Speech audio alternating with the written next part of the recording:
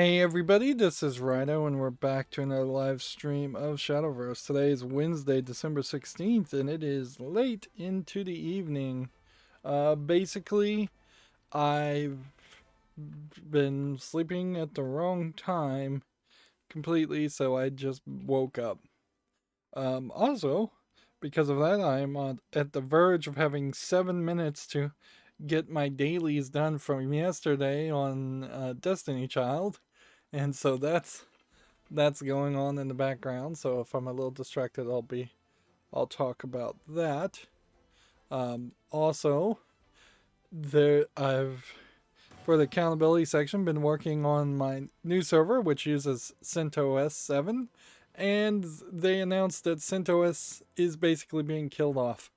Uh, so all the effort to potentially learn the intricacies of CentOS and its upstream, therefore in part its upstream uh, parent product, Red Hat Enterprise Linux, seems to be fairly for naught, since what they basically announced, and this is, I guess, the closest thing to announcing they're killing off support, is that they're killing off support and they're moving CentOS from being downstream, thus older and more hardened, as it were, for lack of a better term.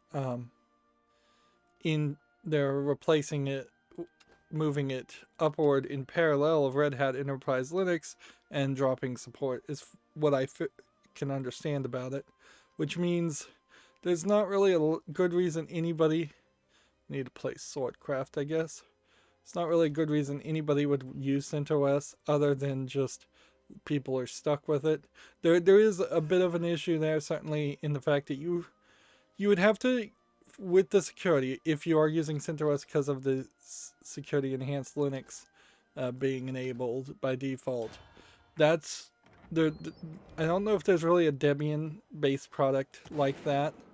Um, so you might jump to Fedora, you might jump to Red Hat Enterprise Linux, but then the people that were using CentOS weren't using Red Hat in the first place because it was too expensive. It was the product with the paid support that big corporations should have used, and lots of smaller corporations clearly were not using CentOS. I imagine a lot of people will just stick with CentOS 7.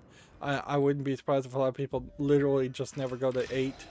Uh, that was definitely something when I first installed it, is that some of the packages did feel like they were fairly old on 7. And I'm like, why is this old? When 8 didn't even work. Uh, but the good news, I suppose, is for the most part, since a decent amount. Ooh, resume. Hmm. I didn't receive the rewards. Interesting. When did that happen?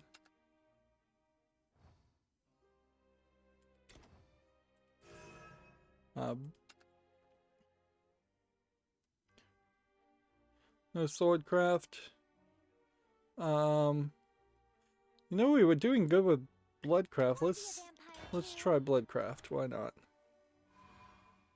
And not really pay any attention to this. And just try to get the biggest, bestest cards we can get. Probably have too many 8 cards now. Hmm. But yeah, since I've been using Docker anyways, it isn't gonna really hurt me too much to potentially jump over to another service as long as I can do it. I've been working on access scanning, which does not really work with ZFS. There's a bug in ZFS, frankly, with on access scanning for the Clam antivirus, Clam AV product. So I set it up and I think it mostly works, but also there's there is some questioning there as to whether or not the I really need to go low here. cheaper cards. There really is a question as far as just if something's in a subfolder deep enough under the ZFS listings, will it get scanned when accessed? It doesn't seem like it gets scanned when things get moved, which would be an access or created potentially. It's definitely something, the on-access scanning is on by default in Windows 10, but it's probably only scanning a very small number of things, and it doesn't seem like there's any scanning going on for in-RAM viruses for ClamAV. If I'm wrong about that, I haven't seen anything there. It can like scan emails and other things, but all that has to be set up. In a weird way, I feel like ClamAV should have worked by default just when you installed it, and it made it seem like it had been set up and just turned on by default when it first started, or at least I had made that stupid assumption, and that doesn't really feel like that's the truth of the situation.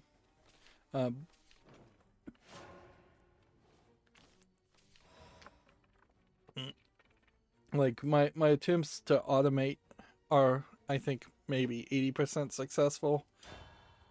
So if I was to just flippantly try and reinstall a completely different operating system, I still would have to do a lot of low-level setup as far as ZFS, antivirus, and remote management through SSH and VNC, which all these sound like just buzzwords to most people, I'm sure.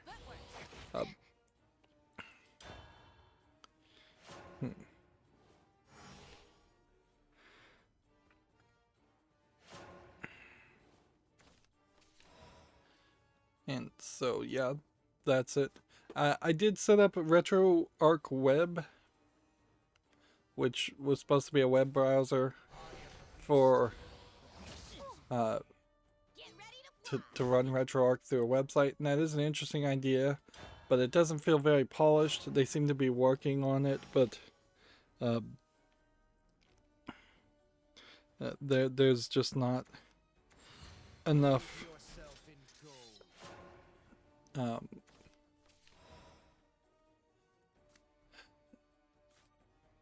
there's not enough progress in that project, so I can set it up and it can run like NES, Super NES level games, but it's certainly not getting up. It doesn't have the cores built into it. It's seemingly to run PlayStation 1, PlayStation 2, Nintendo 64 type games, where that's really where the help would come in. And it is asking certainly a lot to potentially run your own Stadia service, which is basically what you're asking to do.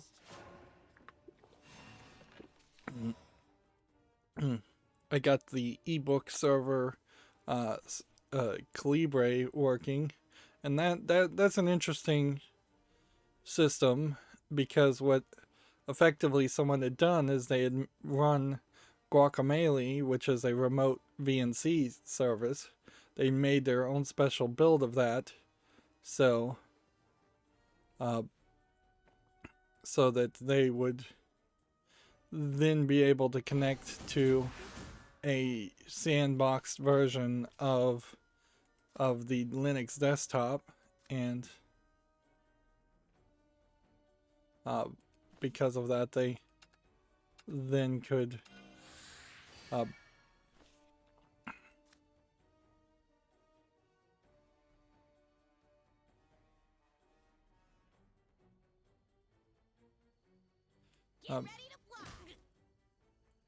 because of the sandboxedness of it, I can just run the standard Calibre software when I need to run it through a web browser, which is ideally what you would want for a lot of things. Is you would just want that in Docker to have these sandboxed desktop apps run through something like Guacamole, so that you're not really having to go to the server directly to run them.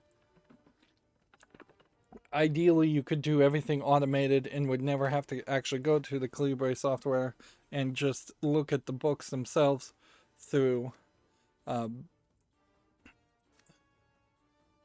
through Calibre Web, which is a much better version than the built-in web server. Let's see. Save a turn, draw a card, and there's one play point. I don't know if I want to do that yet.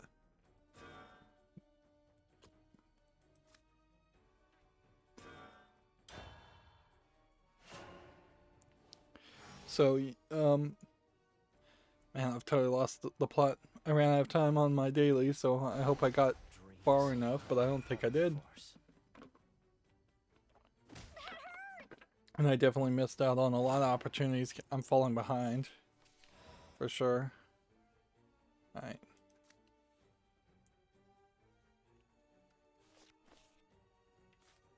I shall give birth to a new world. You're not too bad yourself. Let's go ahead and see if we can do anything here.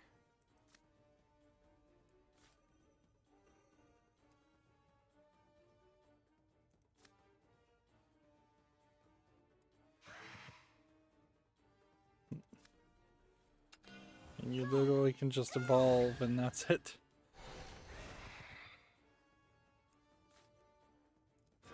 Well, this is a terrible deck.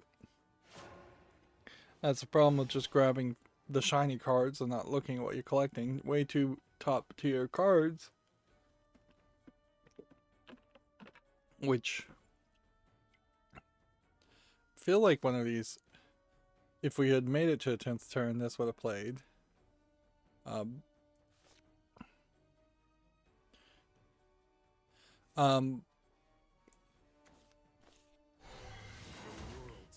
But yeah, I've been just doing a lot of things on that. There is Darker Compose uses yet another markup language, YAML, and that supports in later versions a thing called anchors and extends, which let me rewrite a lot of the file to get rid of redundancies and save some space, and that was nice.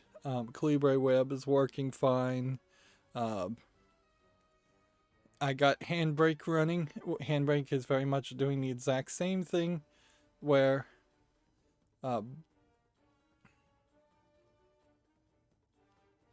you are 3 other followers.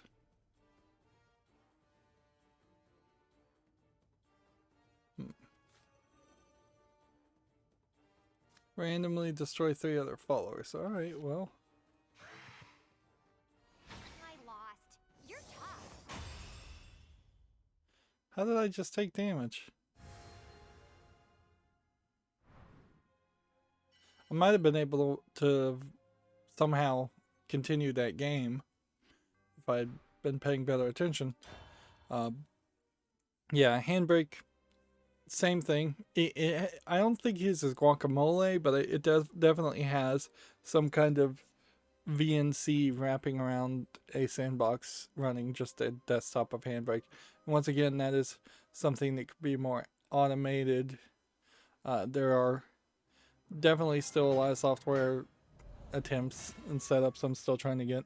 I'm still very much running into problems with bad gateways and reverse proxies. Some web servers just literally don't want to work by the seams, by the likes of it. It's very irritating to say the least. When you have something that works for other people and doesn't work for you. Handbrake is in particularly weird because it has like no security at all. So you're literally just running a web server with no password that could have access to your files and your CD-ROM drive. And even though it is being sandboxed in the Docker, if you're setting up Handbrake correctly, you're gotta give it something to work with. Otherwise, it would act as a very weird system where it would just you I suppose might be able to upload a file somehow to the Handbrake sandbox and then download it all from the web browser. So in cases like that, there is a very poor security you can add called basic authentication through Injex and Apache, and so I set that up just um, just so there was something there, because that's rather ridiculous. Almost every service has some kind of login, and it's almost never basic authentication, which is, by the name alone, you know, is basic. It's not what you'd want. There's actually a couple ones. There's a way you can authenticate through basic authentication, which is a much more of a standard, but a very old standard.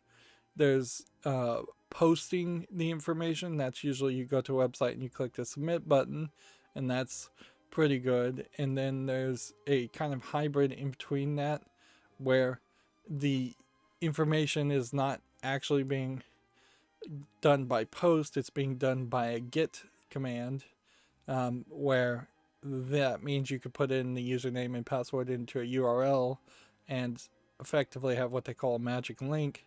And that's a middle ground in security between that and post, because there's a lot of ways a man-in-the-middle attack can see the URL you're looking for, and that is being transferred probably at best at HTTPS. At worst, it's not being transferred in any level of security encryption at all. Over this new contract. And then there's better systems, and this is why more and more going to those are like the three defaults you could do with your own browser, and nothing, your own services and nothing else. But more and more they're going into like open authentication and two-factor, or logging in with Google or some other service, which at that point you have somebody else running the security for you, or at least you have two factors, and that'll acts as a extra bit of buffer, and those are all very unique to each service, which could certainly mean a lot of people are rolling their own security, but it also means that there's a potential lack of options there. I saw an article about a honeypot software. I don't know if I talked about this, called Slow SSH, and I'm wondering if I would want to set that up. Ideally, I think what you would want to do with something like that is you would want to set up a honeypot like that on a Raspberry Pi Zero, or 0W, depending on where you're going to leave it. And then you would want to almost put it in some other place, like leave one taped to the bottom of a table, at a like coffee place or something like that, like, which I imagine that would scare a lot of people if you did something like that. Or leave one specifically in your own local area network, but not have it be the default place, or leave it outside your Wi-Fi. The best thing would be if you have not leaving it outside your Wi-Fi, leaving it outside your firewall would be the best, or having the firewall itself act as it. That'd be the best. That way, anybody tries to SSH into your network, they find this honeypot, they get connected to it, and it wastes their time for as long as possible. See if you can amuse me. And I suppose you could probably put it at a very low IP address in your network. Make it number 1, make it number like 2 or 3. That way, as people are scanning for IP addresses, they probably won't start with the last in the list. They would probably start with number 1. Is there any trick here? No, I don't think so. Seek what is not there.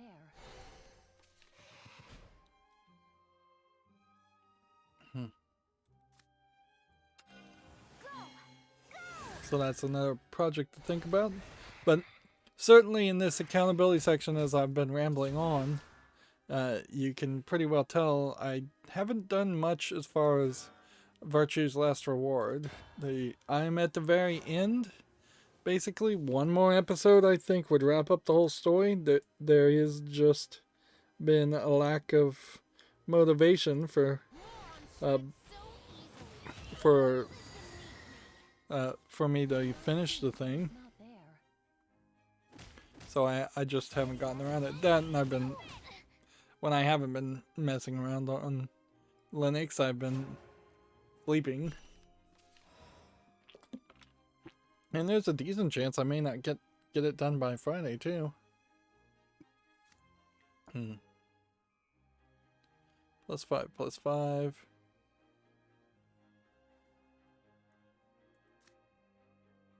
Let's see.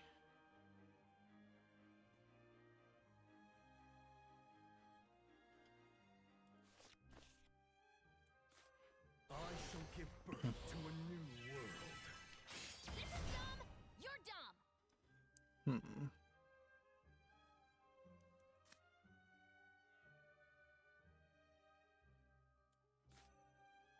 Rodents are paid in kind.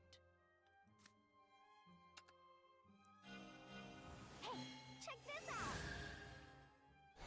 No need to await rot. There we go. Think I might be able to win here.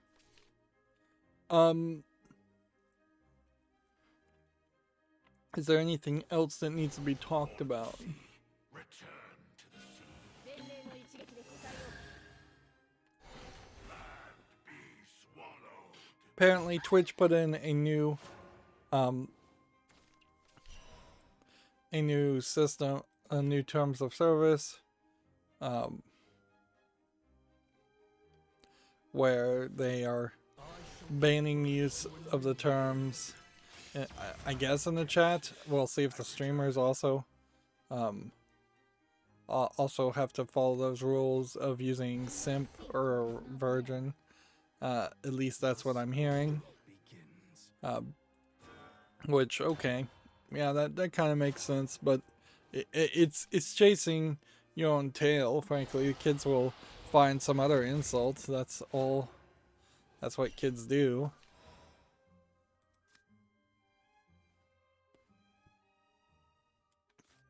Oh man, that would do a bunch of damage to me.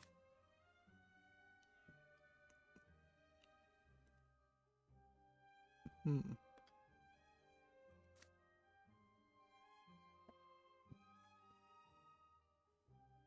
see. Do we have anything here?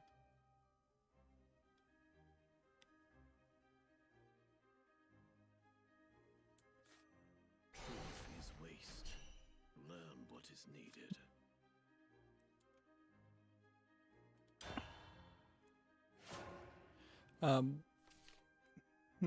Is there anything else that we need to talk about before we start going through the news? Because we do need to rush, certainly. Like, there's no reason to try and go until like 1 or 2 in the morning. Even though I just woke up, so it wouldn't really matter to me. Alright, well, then I think that probably is worth moving on to this. I took a moment. I found a new plugin. And what is the name of this? It's called Change Colors for Calibre. That would let you change the colors of a page. So what you're looking at right now is Steam. If Steam updated their background to get rid of the blue. And I did a few little tweaks with uBlock Origin. And so this is what in particular it would look like. Why this is blurry right now, I don't know. That seems weird, but that is happening. So you can see here that there is a little bit of tweaks here. People's own backgrounds are designed to have that blue background. A lot of the icons are designed to be blue. There's a lot of just little tweaks that they have specifically that give shadowing and blend in. So you would have to come back and probably make the thumbs up and the thumbs down. There's a lot of things that are just transparent in general. And this game is called Shakes on a Plane. Let's just look at it for a brief moment. A lot of buttons are kind of missing. I took some of those off because they were blue too. But you are, I think, 60% of the way there easily just by changing the background color. And they would have to do it very gradually too. You're not going to be able to do this. This is what, $11.99 right now, and English full audio, single player game. How's that a single player game? Co-op shaking game for 1 to 4 players. And yeah, it doesn't look anything like that. Like, that's interesting. So that's what an individual page looks like, and you would see that normally. This is generally, with my uBlock Origin enabled, what it would look like on the front page. So, like, there's some stuff blocked at the top by uBlock Origin. We'll show that. But getting rid of the blue background, slowly changing it, and I'll show that in a second, to a white, to just modern white. Maybe even with a dark theme, you probably would want to roll that out in general. They've brought the news hub up from being an experiment now too. You can see there's not a lot here. There were some blue buttons here I hid with uBlock Origin. You can get rid of those fairly easily or replace those. There's forward buttons. Take note that because of the orientation here, if they had just gotten rid of a little bit of padding here and here, these preview images would have been would have fit, and yet they don't. Instead, they have this black kind of hiding element here that, with the blue background and transparency, makes it seem like all 4 images are visible, but they actually aren't. For the most part, though, everything's fine. You got some blueness here. I'd say, yeah, 60% here. There are definitely some things that seem to not want to load at all, and some things that would just have to be redrawn. You could easily, though, have a year-long project to say, hey, our ultimate goal is going to be to have a white background and focus more on the games themselves and focus less on thematic. Now, Valve is all about their blue background, but it wouldn't hurt Valve, I think, one bit to potentially drop that in completeness. And so I suppose an interesting experiment here would be, let's see if I can pop up change colors. No, that's not what I wanted to do. I wanted to go to options here. So all this does is I've got the text color and pure 0, all black. I've got the link color at pure 0, all black, and I've got the visited link color at pure 0, all black. And then I have the background actually at F3 FA, which is a slightly off-white. So what would be interesting to see as an experiment, what would a dark mode look like here? So we'll bring this. Probably should have copied that, but Bring that up as much as possible. And then bring that up as much as possible. And then bring that much as up as possible. There we go. So now we have black background on white text. So that same page now has this appearance.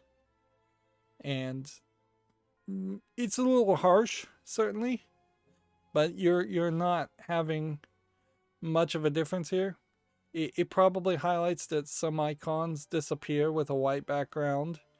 And honestly, you might be 70% of the way there if you went with a dark theme, because the black background highlights some other things. That's not surprising, because if it was a blue background by default, then it would make sense that a black background would be a small change, smaller change. So it might even be easier, as it were, to implement this as a black background, then first implement the dark mode, than it would be to even go with that part with a dark background. But yeah, that's another thing I was playing around with. Let's go ahead and reload now. And now we can see where we are at the beginning here of what it looks like otherwise. And see, you can see there's a lot of transparency and shading that makes a lot more sense. There's the subtle grayness. There's black bars. There's a lot of work here. It's not just an easy 2 lines of code to change it. But they need to do something. At the very least, they need to figure out this color gradient that swaps and changes for no reason. This image, for instance, super transparent. A lot of the images are super transparent. A lot of the backgrounds are super transparent and disappear completely. And see, I still have the uBlock origin cosmetic elements not taken off. So let me go and eliminate that. So it was just cut those lines of code out and apply the changes. And then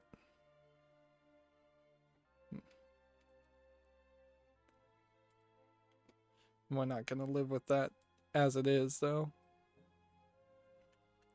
But that was an interesting experiment, and maybe on other pages we will do something like that. So here's what it looks like before the cosmetic changes were removed. Here's what it looks like. No, that was after it.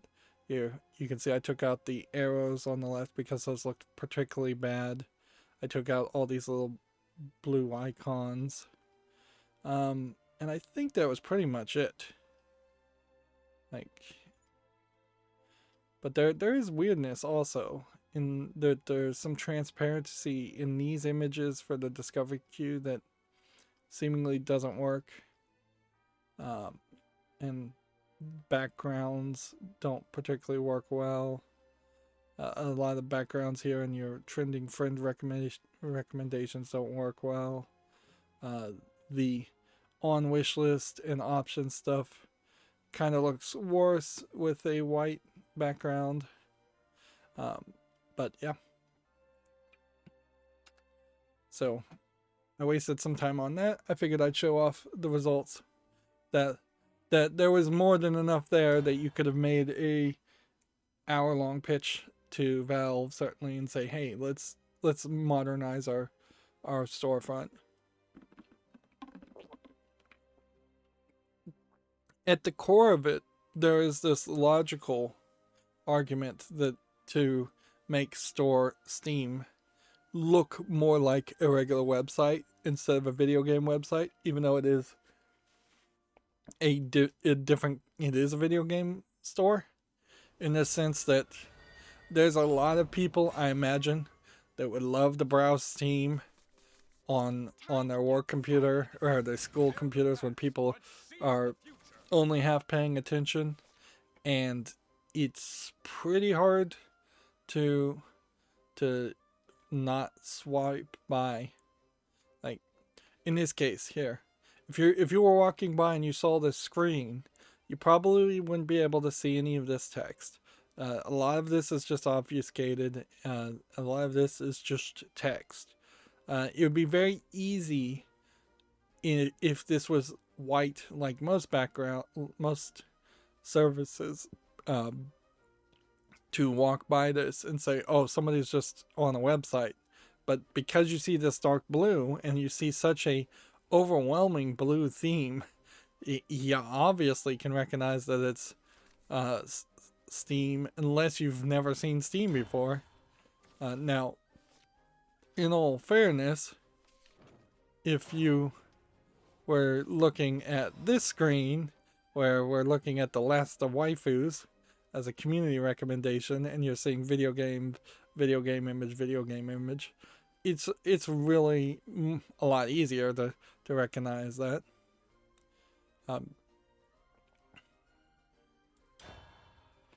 I could also make an argument that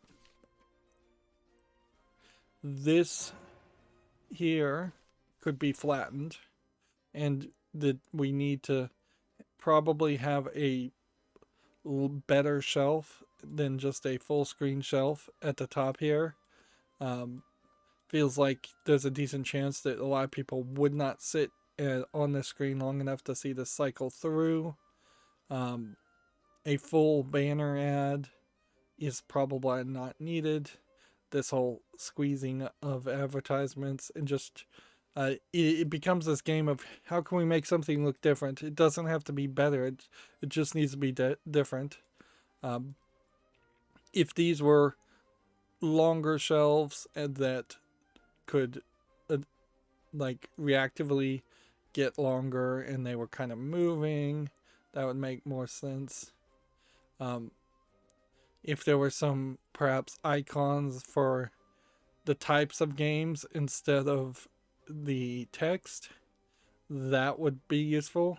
You could definitely have like a puzzle piece and then like an action and character and things like that. The discovery queue shouldn't be something that you have to click away from. It should be right on the front page.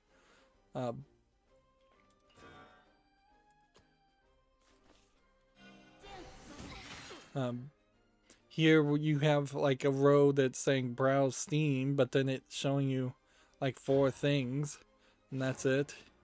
Here you have curators, where like this list, instead of being a long swapping between different curator groups that they're recommending.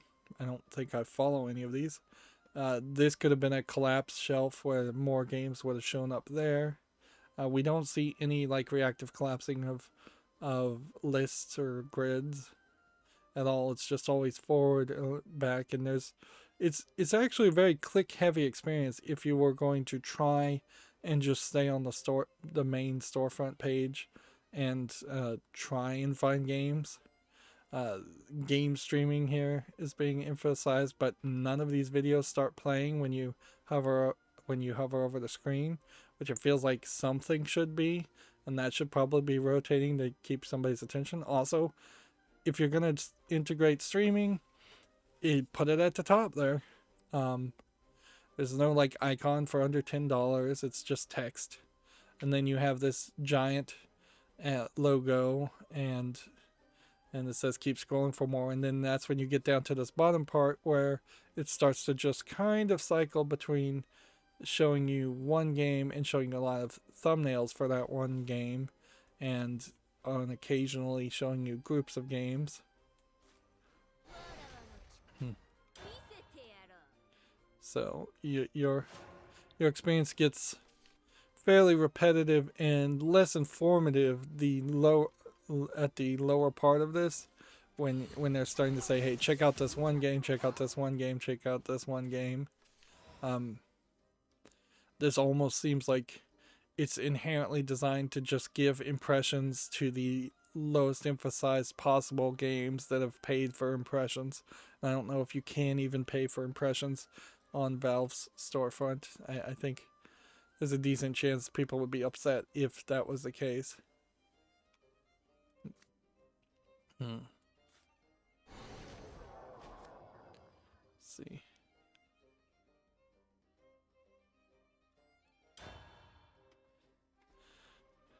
So yeah, it's a pretty bad experience. Also with the sidebar, there's no reactiveness here to widen the page up. It would be fairly easy to say, hey, at a certain point, let's just take up this 10 to 20% of the screen and use it. There's definitely enough room for another thing. Reviews are not mentioned at all on the front of the page. They've just failed miserably to integrate that at all. And so there might be a category that's like popular or trending or something like that, but that's it.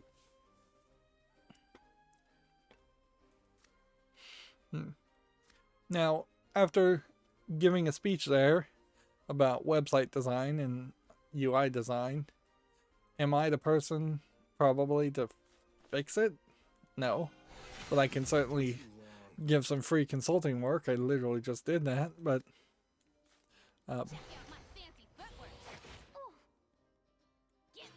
yeah, that's there's room for improvement, to say the least. On the other hand, you have cases where, like, Twitter and many services here are ridiculously full of ads and ridiculously full of garbage, to the point where I've had to use uBlock Origin to create these nice empty screens so I can see the parts I want to see versus being overrun with garbage. So the vast majority of other sites, it is a much simpler task of getting rid of the ads, where on Steam is a storefront. The ads are the thing you're selling there.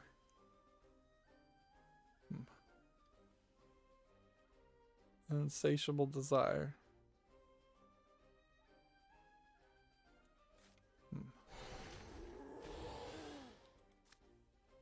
Let's see.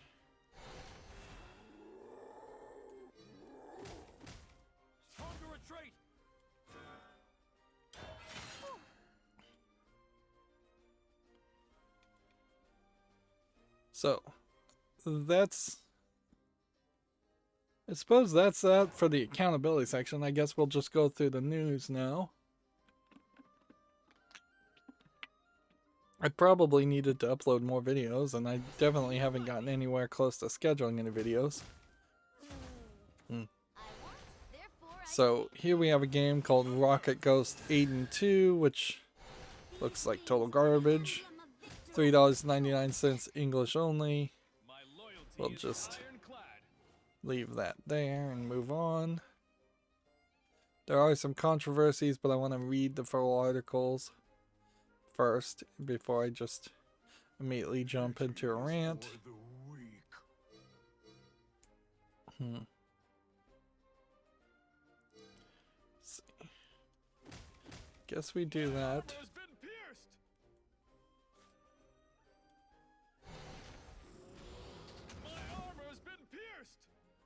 And then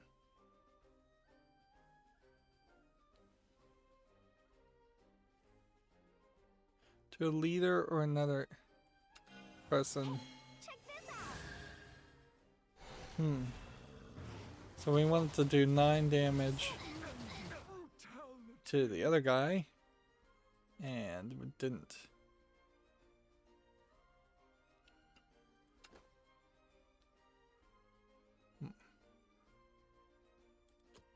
Let's go ahead and do this. Excess.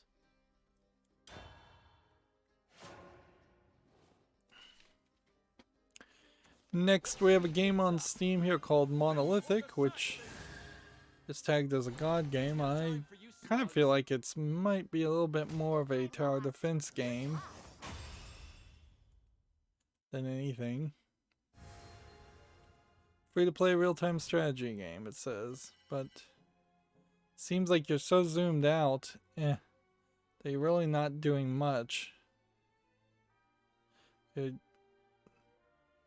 moving these giant monoliths around.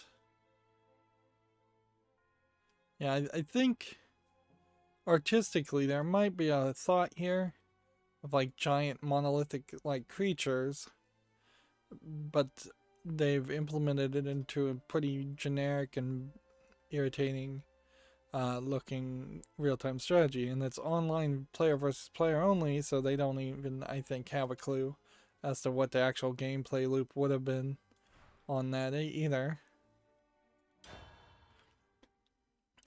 Game of Sutra has an article. The game Valis 35th anniversary website has been launched. Side-scrolling action game. And here you have what I would call probably a late 90s anime girl and an anime fantasy girl. Which there definitely has been a bit of a change in the fantasy stories as they've gone more to the isekai, another world stories.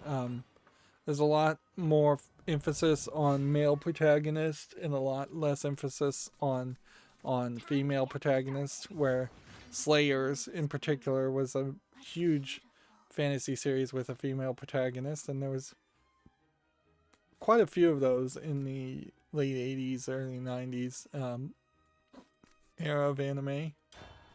And certainly you have a different art style than what is today the normal.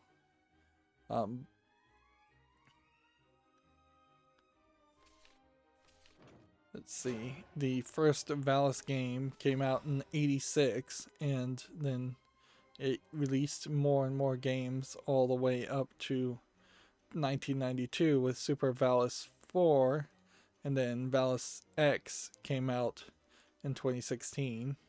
So they're trying to relaunch the game. I've never heard of Valis though, so I'm not sure if it actually if it's actually came to the West or if it got released. I wouldn't be surprised if actually during that time frame it was passed on simply because it was a female protagonist character. Let's see. Next we have a game on Steam here called G.I. Joe Operation Blackout.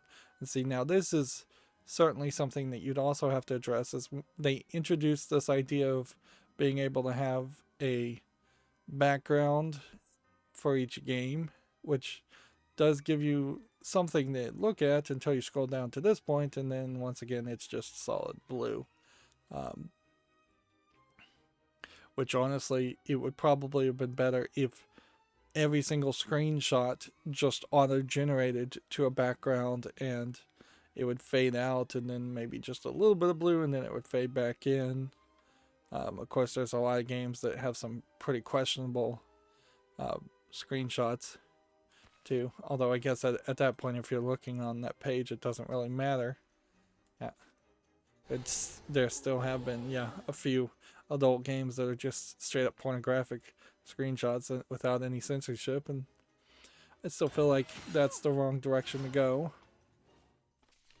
G.I. Joe Operation Blackout, I think I had heard reviewers say this wasn't particularly great. It's $23.99. That's fairly expensive unless you buy the deluxe edition for $35.16. It's single player. I thought there was multiplayer here. Interesting. Shared split screen, player versus player, and shared split screen co-op. So apparently no online co-op at all. And they say it's a third-person shooter, but this really looks like it's a team-based game.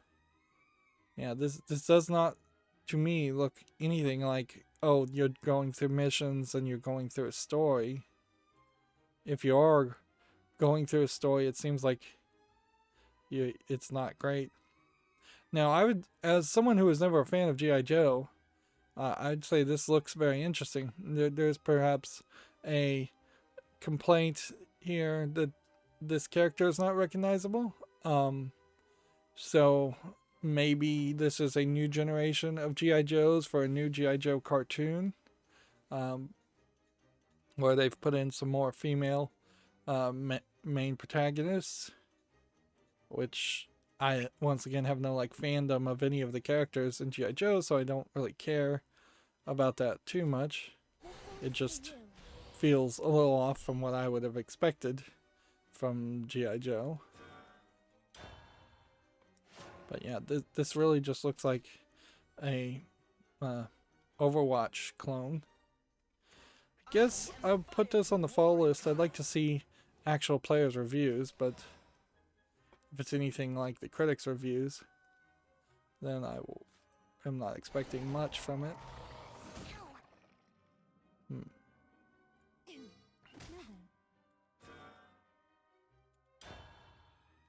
Let's see. Let's keep on moving. Here we have Dairy Farm Simulator version 0.0.4. Just a terrible alpha game. Why are you listing it even on early access? Particularly when you want $41.99. Like, I don't know how you don't call this just straight up fraud and money laundering at a certain point. I mean, sure, it is, I guess, free market capitalism to list whatever game you want, even a terrible,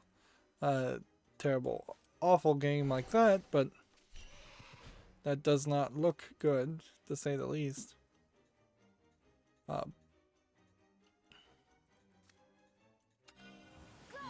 And that's a great example of a game that has like basically no controversy around it at all. If you were to say no, and just completely say no, we're not going to list this on our storefront. This does not meet our standards of quality, which honestly so many companies have gotten away with saying we uphold the standards of quality argument, that Valve could easily make that argument and actually mean it. It is certainly an ironic catch-22 when you look at a game like Half-Life Alyx and how polished and well received it is, and how obsessive they are trying to make sure that if they're going to make a Half-Life 3 ever, that it would actually be a good product. It is this weird doublespeak for them to then say, well, we care about our storefronts in general, but not enough to curate the games that are actually listed to any level of quality, really. Moving on, we have a game on Steam here called Horizon Odyssey, which looks like it's just an RPG maker, and looks fine for an RPG maker type game. $9.89. 99 cents? English only. Actually, that's a little strange. We don't see a lot of $9.99 games listed on Steam anymore.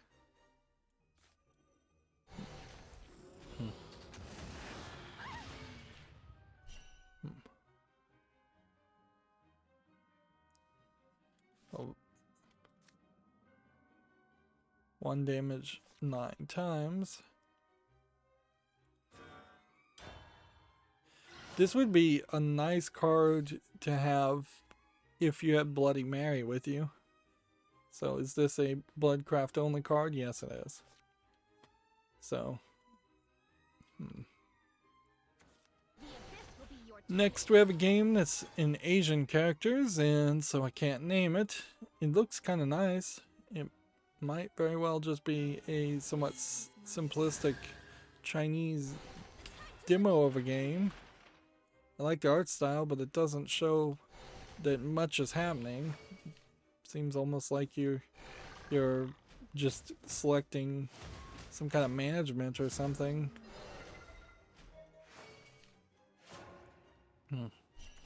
Apparently, yeah, it's a poorly animated when you see the animations here. Hack and slash, for lack of a better term. It kind of feels like these backgrounds were rendered for some kind of cartoon or something, and they're just being reused here as a location. It's free to play. It's single player. It's Chinese only. I can't say too much bad about that. That's a nice offering for free. To recognize it's not that good of a quality.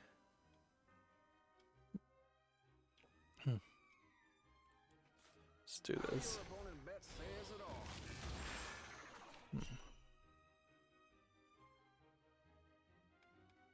Let's see.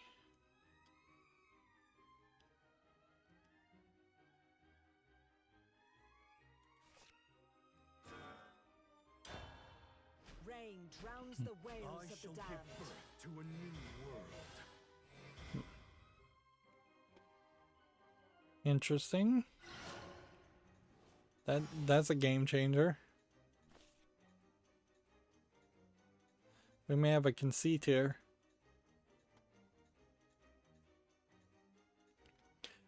Twitch is still having trouble consistently. They were aware on the 15th of Twitch failing to load in some cases. They think they fixed it 6 hours ago. Twitch also came out and announced that they were working with OBS. This is well, that's not even what this one is. We're announcing new functionality to manage VODs and clips. That'd be nice to know. But you have to click here and watch this town hall, I suppose, to really figure out the details there. But yeah, on the 14th, we're happy to announce that we're now able to support alternate video on demand audio tracks for all users and use cases.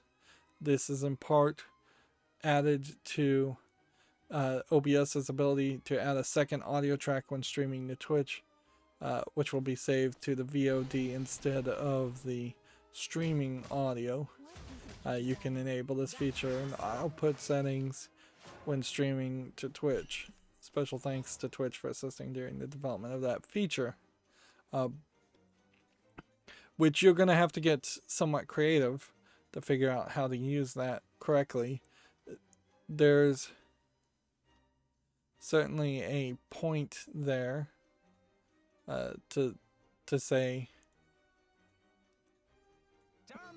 do I want to do that right now, or is there something else?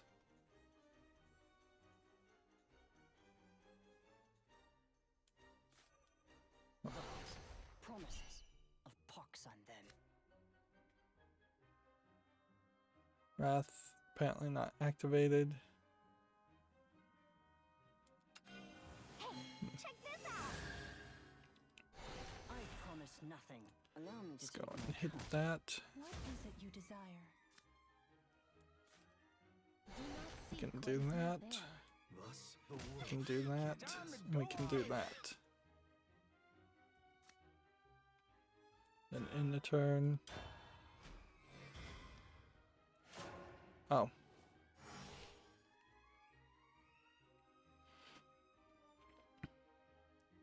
Yeah, you'd have to get fairly creative as far as what you're trying to do there. It implies definitely something different as far as maybe people think they can stream copyrighted music and they won't get caught, but the video on demands are getting caught. That very well may be the case with Twitch, which doesn't probably have as good an auto scanning as YouTube does. A merciless death awaits all. So maybe what they're thinking there is that you'll be able to have a quieter or muted game music section. But I don't think at the end of the day that solves the real problems of copyright.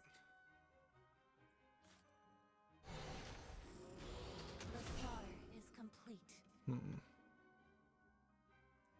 see. Draw a card. New contracts.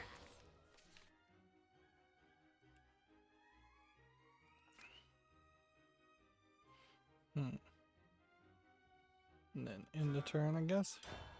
Check out my fancy footwork.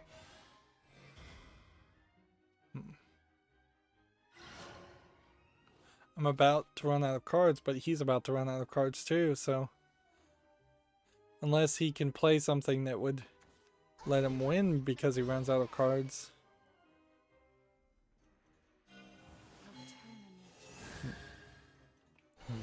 of the ancients, show yourself. This will be an interesting end to this long run game.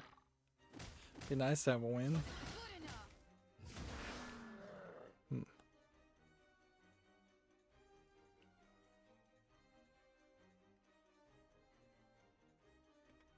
Let's see.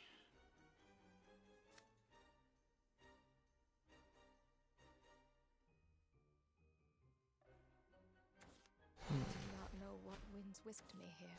Do I have something that Awaken. could possibly cause him to draw 2 cards?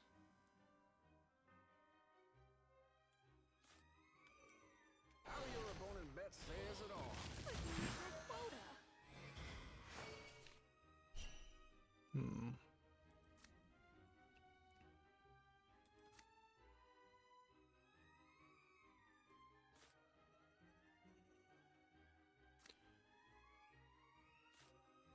Just gonna play that, I suppose. I am the fires of war incarnate.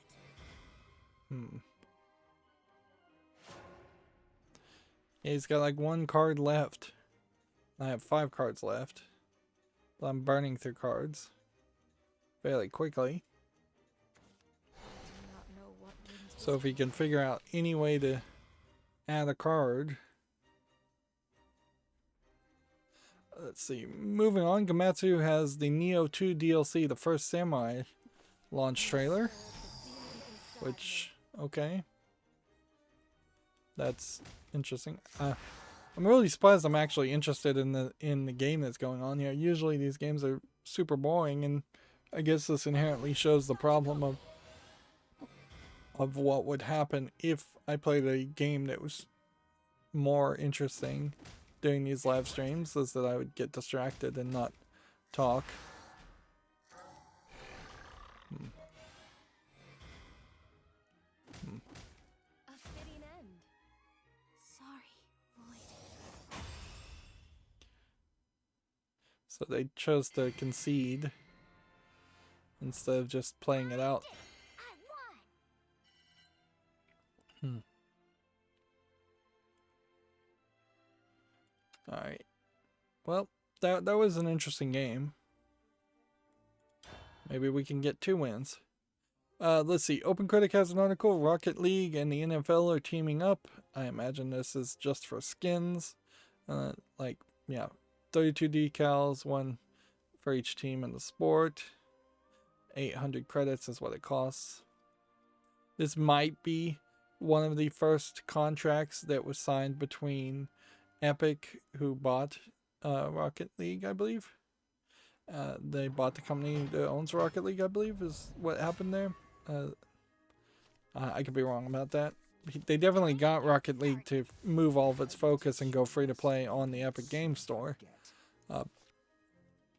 So this might be the first contract after all of that has that has happened. And an NFL contract on something like Rocket League is an interesting move, particularly. Although there's a question about just how big of a fandom of football players are out there that are playing Rocket League. I imagine it's a decent number, but for the new generations, I wouldn't be surprised if we jumped 10 or 20 years in the future, if there's very few people interested in watching football, or a much smaller percentage of people. Now that I've arrived, it really comes down to, can you get kids interested in football in high school? And if they're not interested in football in high school, then they won't take it with them to as an interest in college. And if they're not interested in college, then they aren't developing that lifelong fandom and obsession with football. Hey, this wasteland's a fixer-upper. But I'd almost say, yeah, football probably still will be the biggest sport in the United States unless there's just a great interest in either moving to esports or developing a fandom for some other sport like soccer. Moving on, we have a TechRaptor article here. A Super NES ray tracing demo shows developers making the impossible possible. And so you can see there's some ray tracing reflections here. You could almost argue that doing this is easier than doing this on a modern PC, doing ray tracing on a modern PC, because there is less rays to trace. There's just less resolution in general. But yeah, you can see a mess of a bunch of wires wired up to what looks like several support circuitry boards, maybe FPGAs, fully programmable gate arrays, or maybe that is just all hook up to get to the video out. And certainly you could watch this video if it interests you. But yeah, you're probably sacrificing every bit of GPU and CPU processing to get this demo to run. And at a certain level, there is a point where programming certainly could improve the experience, but it doesn't really matter because you're talking about a Super NES device. And see, the thing that would really suck is if we were still using hardware that was as powerful as a Super NES. But it also goes to show how programming has not become more efficient over time. We've just gotten more and more power. So you can easily skip over optimization just by throwing a better video card in your device. If we were in some kind of weird post-apocalyptic scenario where like society has collapsed enough that people can't build new, more efficient pieces of hardware, then there might be a lot more demand for optimization around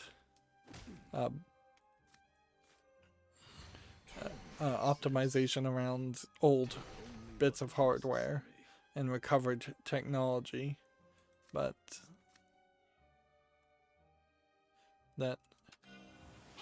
that's not the scenario we're in right now.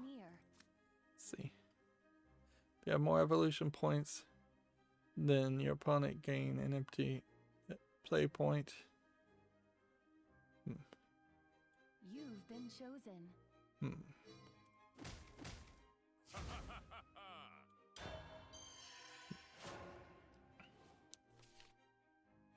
Let's see. We keep seeing advertisements for this. Fantasy Tavern Sextant Volume 2 launches January 14th, 2021.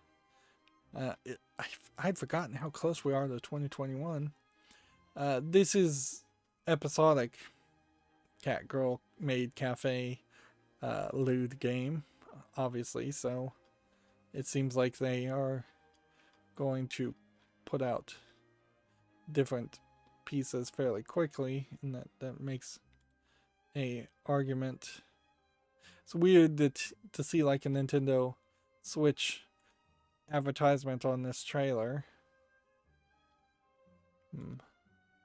And not actually seeing the actual gameplay. Because I don't think there actually is any gameplay. I think it's just a visual novel. And yeah, it's really weird to see a Nintendo Switch ad and then see anime girl boobs jiggling up and down in the trailer. And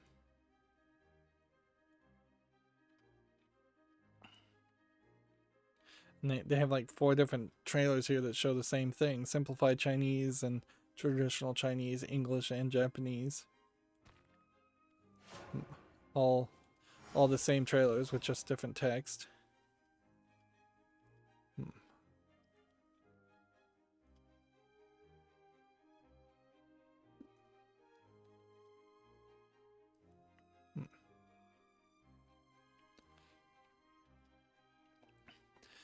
To mention like the level of development here as far as getting RetroArch to run in a darker layer of some sort and moving it a step forward to getting RetroArch Web to run PlayStation 2 games.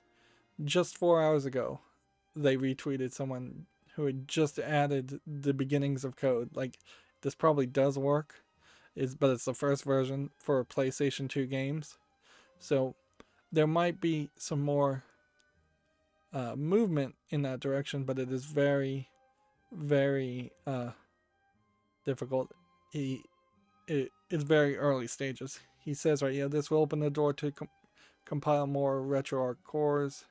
Hashtag Alpine. Alpine is a very lightweight version of Linux that Docker often uses to optimize smaller Docker images. Okay, this one's all me. Fucking Vulcan save big. This is a great deal, you know. I messed up there. Messed up real bad there. And then I've been certainly trying to get into using Docker more and more, but there is also a K3s or Kubernetes or something like that that is a competitor to Docker, and I think has just stopped supporting Docker as its backend. So that does make a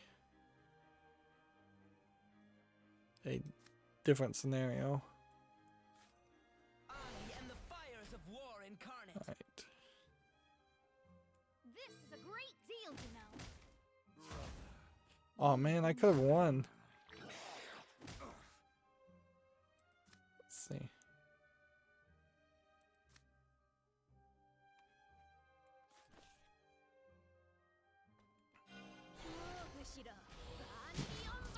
Positively bullish.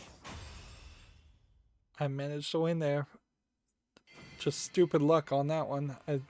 I didn't deserve to win, but then the other guy didn't deserve to win either because he was clearly not paying attention. Either that or we're having those network troubles again that are winning in my favor, which I would be more than happy for that. Yeah, live stream was great. That was really, really nice to just have a lot of disconnects.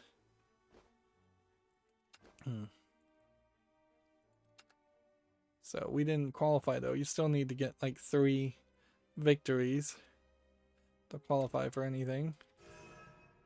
We have something new here. What do they mean by new? Storm of Rival bundle for 1,000 crystals. Yeah, I don't think so.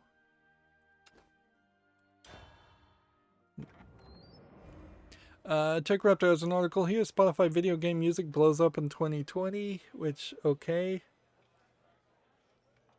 Yeah. Personally, I wouldn't listen to video game music outside of video game, except for the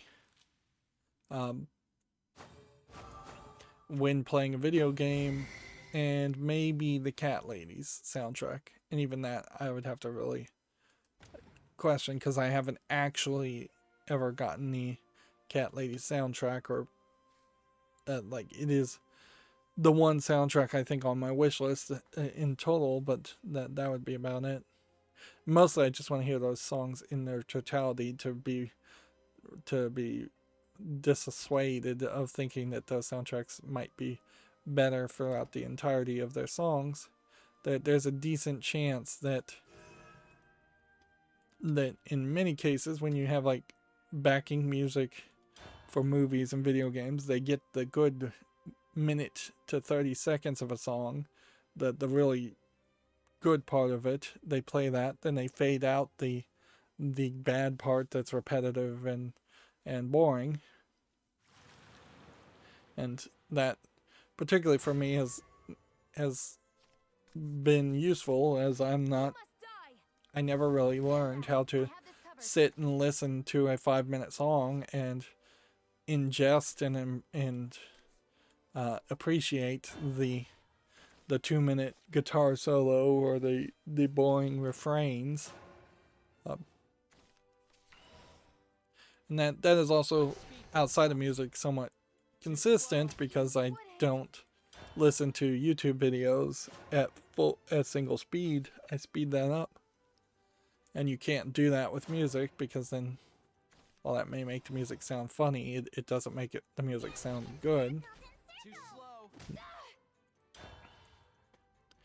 Yeah, there's a limiting factor, I suppose, back when you were writing music for pianists or orchestras, that the humans themselves couldn't move their fingers and read the sheet music and do all of that any faster than a human could. Where I think, in general, since I like to watch everything at 2 times speed, my brain likes things faster, maybe runs a little bit faster than the average person's, for whatever good that really does for you. Like an idiot that can think twice as fast is still an idiot.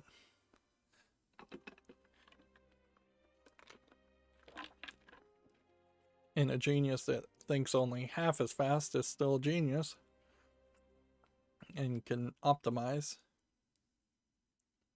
Actually, that's one of the themes of Virtue's Last Reward, is there's a disease called Radical 6, where it causes people's perception to slow down by a radical of 6, like the root of 6.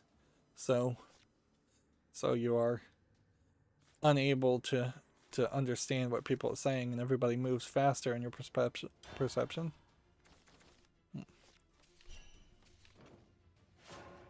Alright, so this was big news, but I wanted to read it before I start talking about this. Devotion, good old game removal causes publishers and indie devs to speak up. So, it seems like, let's just read it. Earlier today, a Devotion Good Old Games release was announced. A short time later, Good Old Games says it wouldn't sell the game after all. Now, developers and publishers are speaking up, and the two companies have offered to publish, and 2 companies have offered to publish the game herself. It's important to remember Devotion is just a horror game by, I believe, a Taiwanese company. And China is trying to annex Taiwan, as they are much deeper down the path of annexing Hong Kong, and they are definitely well deep into the path of annexing Tibet. So on almost every border, China is trying to expand itself through imperialist effort. Although in the modern day, a lot of that comes down to buying political influence and economic influence, and this is an example of that in particular. One of the employees,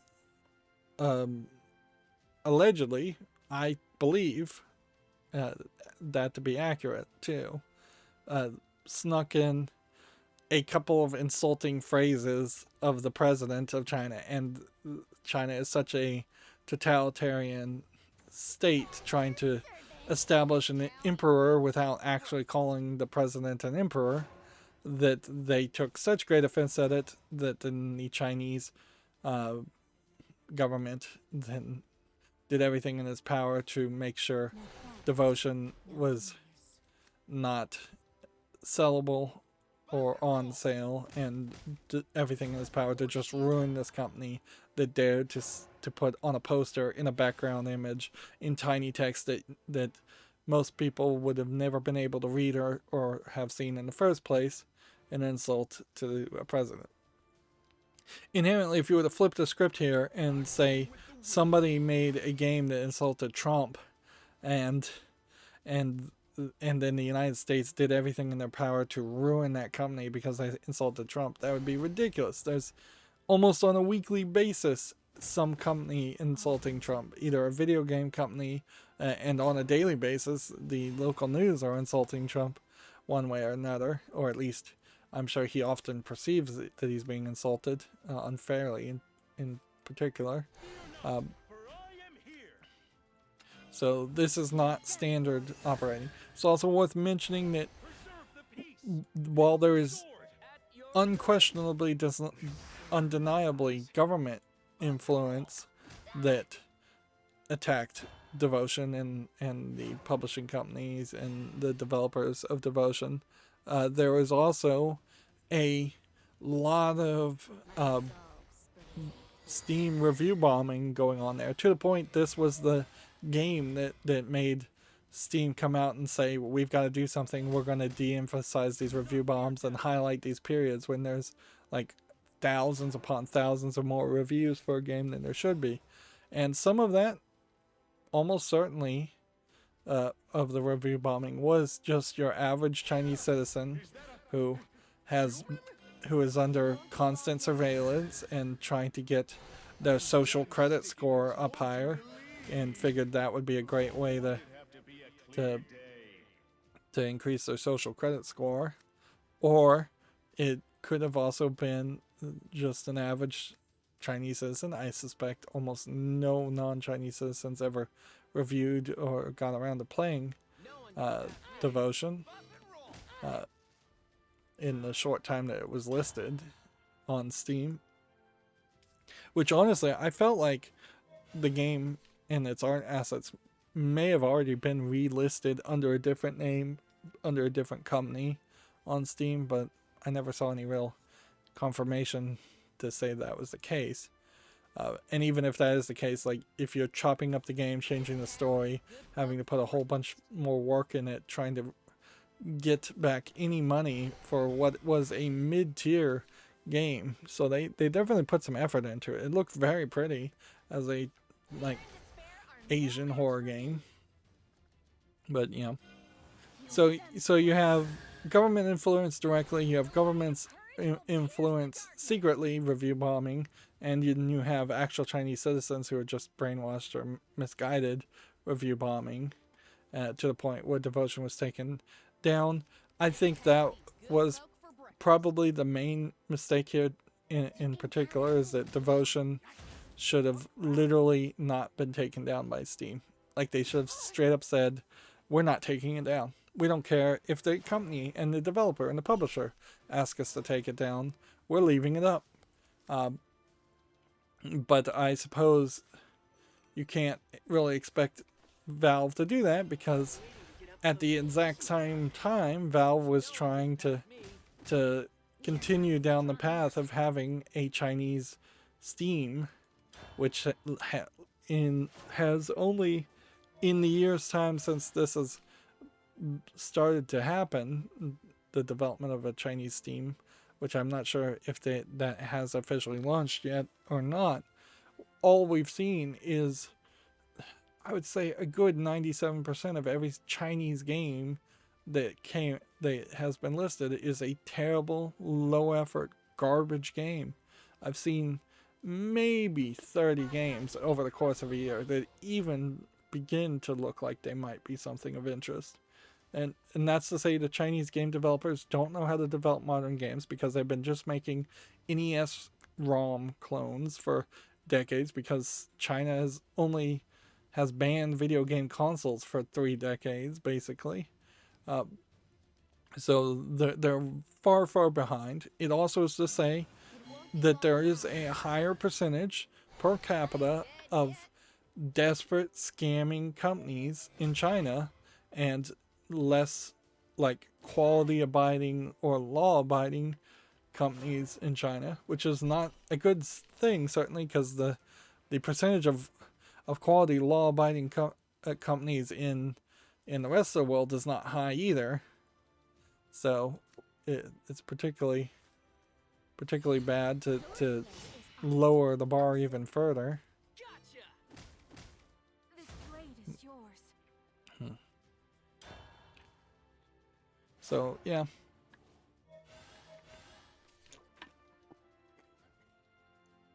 So then you bring in CD Projekt Red and Good Old Games, and CD Projekt Red has Exemplary battle. CD Projekt and Good Old Games have been trying to be the storefront that says yay yay no DRM, which is really weird when you realize that the 4 review games of Cyberpunk 2077 did have DRM in it. It had Denuvo in it. So CD Projekt Red as a parent company believes in DRM, but their storefront doesn't. That's kind of ridiculous. And there's been a lot of good favor, frankly, around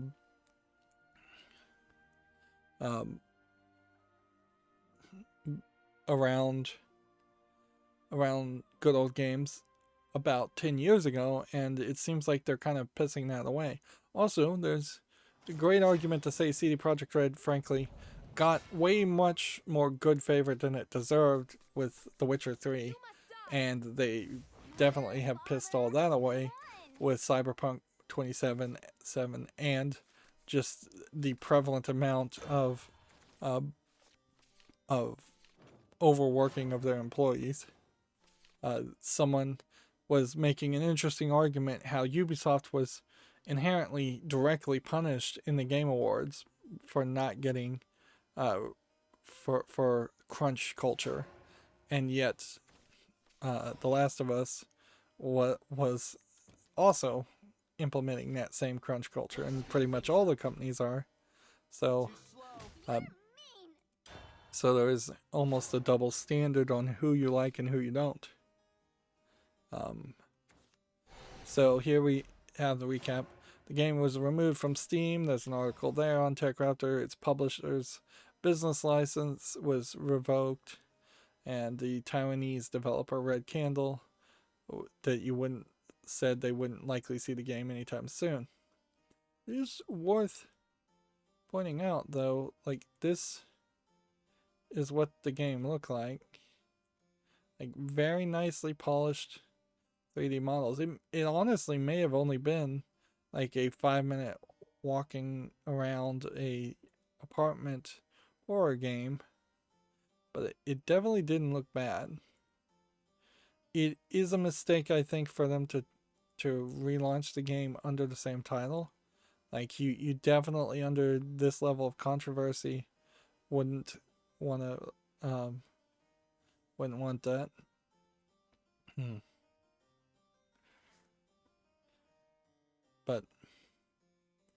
But yeah, they made a mistake, because this is not a controversy that I think in the long run is going to get them more sales. Let's see. So the removal of the release was announced via the retail's Twitter account shortly after 10 a.m. Eastern. Less than an hour later, the game publisher Poppyworks, who published Valhalla and Bones and Bullets, stepped up to publish Devotion for Red Candle Games. And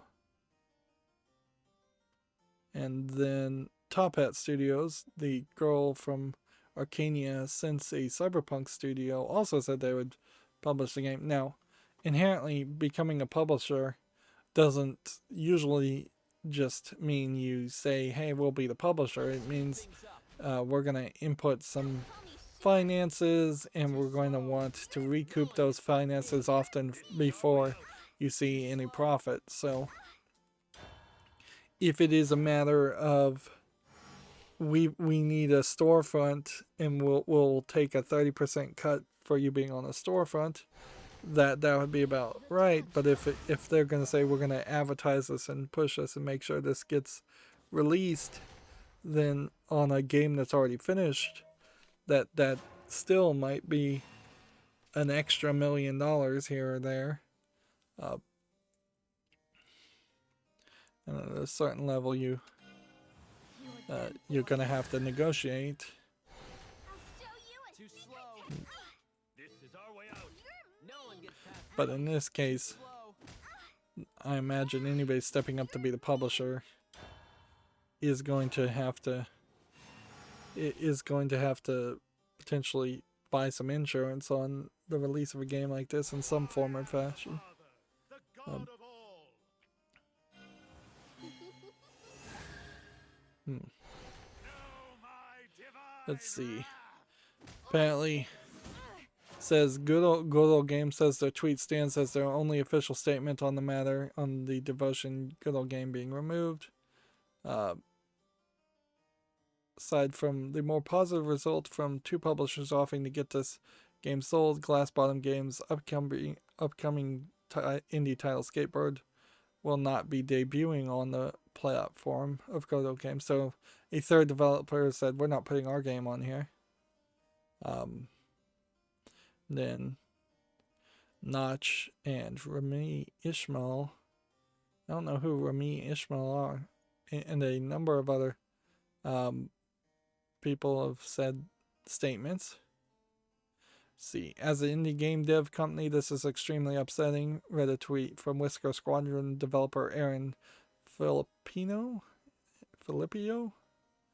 I can't think of a worse message to send to games than to tell them they can't get games. They can get games literally canceled from their store if they complain enough.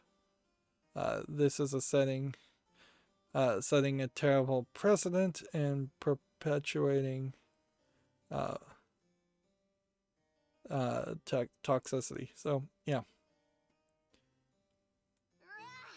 gonna have to do this, aren't we? Should have been quicker.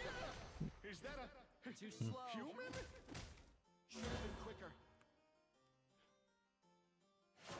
Yeah. So yeah, what they're basically saying is that they don't want people to be able to complain and get games canceled, and inherently that was the case. Although it's ridiculous to make the argument that Devotion was canceled because a bunch of Chinese people who would have never bought the game in the first place are complaining. Or a bunch of people in general are complaining. This is totally a case of a government complaining and kowtowing to a government. And we have, I guess, no idea how much business Good Old Games does in China, but one could assume it is not zero. Past me. Because if it was zero, they would have not done that. See, there's another quote here. The best example is, however, probably how the indie developer Nina Freeman and Among Us community director Victoria Tran, among many others, pointed out that you can currently support Red Candle Games as a studio by publishing the game's previous game, Detention, on Steam, Google Play for Android, and Apple Store. Yep. And so, yeah. In this game, Detention is listed and overwhelmingly positive, perhaps unfairly overwhelmingly positive for this game, and it is much a flatter Taiwanese game. And see, we really would like to see more games around countries like Taiwan, particularly before the entire culture of Taiwan may get destroyed as it's being acquired or annexed by China. Like,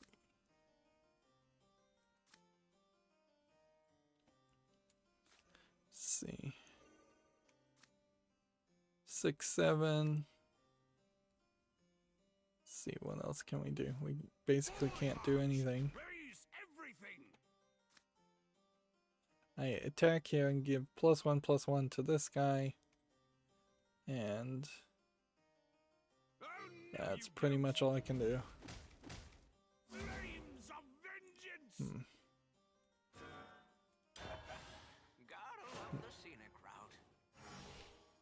Yeah, looking at Red Candle Games, you can see the only games they have listed are Detention, and they have no upcoming games listed. And yeah, you can definitely look at the level of graphics for Devotion and see that there's a decent chance, if they can't make their money back, that they will not have enough money to make their next game. And there is also a decent chance that this company is not getting any funding at all for a third game. So the bigger question, I suppose, would be, are the individual employees at Red Candle Games actually working at the moment, or have they been potentially ostracized or rounded up by some secret police or something? I mean, you don't even know. You basically need to take all those employees and move them out of their own home country, which is this incredibly hard thing to do. Like, as refugees, move the entire company to a place like the United States or New Zealand or Canada, someplace that's not going to inherently just hand them back over to the Chinese government as soon as they leave, then, and the Chinese government says that they're criminals of some sort.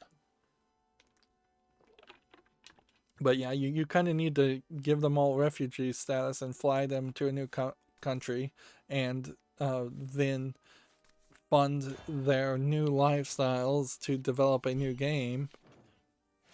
And it would be easiest just to dissolve Red Candle Games completely and have them each individually go work for different companies. And this is an incredibly unfair scenario for the employees and the company of Red Candle Games. And I hate to have to defend the company, but in this case it really is. It is such a selfish act. You really can't call it anything else that one animator did that has now risked the lives and livelihood of many other employees. And it really is a great example of, hey, maybe you hate your boss, or maybe you're just a goofball, and maybe you just thought it was going to be a prank, but your actions might have extreme repercussions for not only you, but a lot of other people. And that's where professionalism comes in, and that's where it is important to stay professional. Like, that artist is almost certainly never going to get another job in being an artist for anybody. And sees particularly artists who want to make political statements do that. This, even on a bigger statement, is kind of the problem with mainstream video game journalists, is that they have been allowed inaccurately to come out and be the flaming SJWs they often are,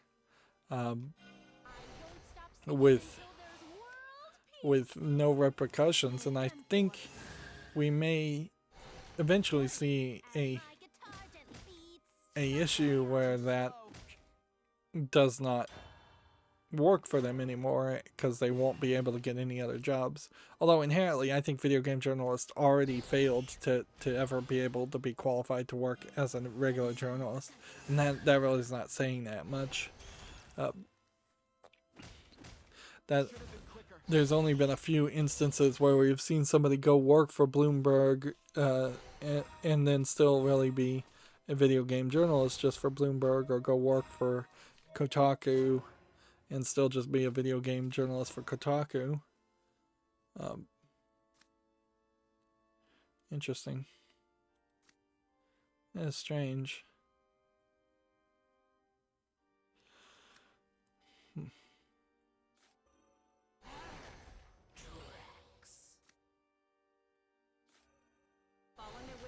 wander no longer.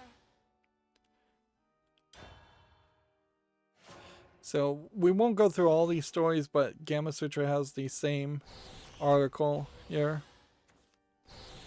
Let's see. The tweet here is quoted. Earlier today, it was announced that the game Devotion was coming to Good Old Games. After receiving many messages for gamers, we have decided not to list this game in our store. It's just like 2 sentences, which, in all fairness, that probably is the best way to avoid controversy when creating a controversy, is to straight up keep it quiet. It almost feels like it would be believable that that Good Old Games just had an intern running their Twitter, and this was never actually planned to happen. But if that was the case, they could have thrown the intern under the bus, and frankly, they could have thrown an imaginary intern under the bus, or they could have said their account was hacked. They could have come back and said that and just claim a hack. That would have been a nice way to sidestep the issue. But clearly there's enough receipts where the Red Candle Games could have come back and said yes, they actually were in negotiation with us and they actually were going to list the game.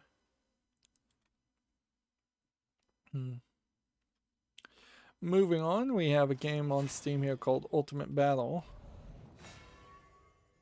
which just looks like it is a badly polished platforming player versus player Smash Brothers clone. $2.99, English only, nothing there. Probably need to hurry up. Yep. We didn't have a massive amount of games that came out today. It's just a lot of news, a lot of things to talk about. Here we have a game called Super Neat Cat, and it looks like a platforming game. It does have more polish than most, though. Doesn't look terrible. It's a bad name, certainly. $5.59, English only. I wouldn't be surprised if this was potentially some Asian game that they didn't even support their own original language. And I'll be generous and say Asian instead of Chinese. But also, it could just be a Western game. In a weird way, Super Neat Cat is the middle you almost never see in games on Steam. Something that for 99 cents, not 5.59 cents, this probably would be perfectly fine. This also might be a decent game if you ported it to a cell phone. But you almost never see that. Instead, you see a lot of people create games like this, and they either overprice it like this, or they do super low effort games, and then they overprice it even at that, at 99 cents or 69 cents. Or you see the AAA games that are overpriced. There's a running theme here that everything is overpriced. But the AAA games are overpriced in many tricky ways, such as microtransactions and such. Alright, well. Assemble! Do that. No one gets past Do me. that. This is our way out. And that.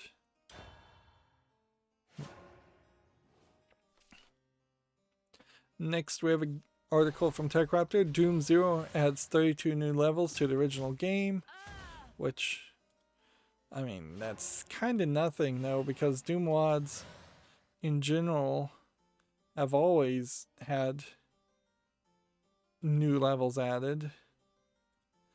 And man, just looking at this trailer, it's so blurry and ugly. It's like this literally is just new files. What's crazy about this is the thought that somebody could sell a collection of Doom WODs, and it might actually sell. The reboot of Doom certainly made that possible. It's the mod creator is Christopher Golden, so it's not like an official mod or anything. So yeah, they do sell the official mods as part of Ultimate Doom and some other things. Let's see. Oh, this is cheaper. Is that a human? And then No one go ahead gets and past kill me. that. And do that. For I am here. And then we'll put that on the field. Brother, Oops, that was a mistake. No one gets past me. this is our way out. You're done for. I'm done Evolve that sticking to my stay head in around. clouds. Yep. It's kind of a shame more games didn't embrace mods. Like, in my mind, it jumps from like Doom embraced mods, and then Half-Life I think embraced mods, or the Source engine in general, and then Minecraft embraced mods, and I couldn't really name 2 or 3 other potential companies or games that embraced mods to a high level. And even if you do embrace mods, I just want to get some victories here. So we'll try something, we'll try some Forgecraft. Like, even the companies that do embrace mods, like Skyrim embrace mods too, so that's worth throwing out. But with the exception of Skyrim, most games only get a few interesting mods. And if you took out all the sex mods for Skyrim, then the amount of mods for Skyrim are probably that are interesting are probably much fewer than you would think. OpenCritic has an article. This Fortnite new limited time mode is basically just Among Us. So yeah, they are seemingly directly stealing this. It's also, I guess, worth mentioning that Among Us is now available for the Switch, and it is already the #1 seller. Yeah, but kids are flippant, so they may play Among Us for the rest of this year, maybe well into next year, but they'll eventually move on to the next thing. That's same was true with PUBG, same was true with Fortnite, same was true with Minecraft, although there's a decent number of people that come back to Minecraft. Very few people come back to Overwatch or PUBG, and I imagine eventually fewer and fewer people will go to Fortnite, particularly as you can't get Fortnite on the Apple Store. It would be interesting to see if a new generation is raised outside of the iPhone Apple ecosystem because of that, but I doubt that's the case, because there's not, I think, a lot of adults that are going to be upset because they can't get Fortnite on their expensive iPhones. Moving on, TechRaptor has an article. The PlayStation Direct PS5 queue now randomly assigns your spot. First come, first serve is no more. So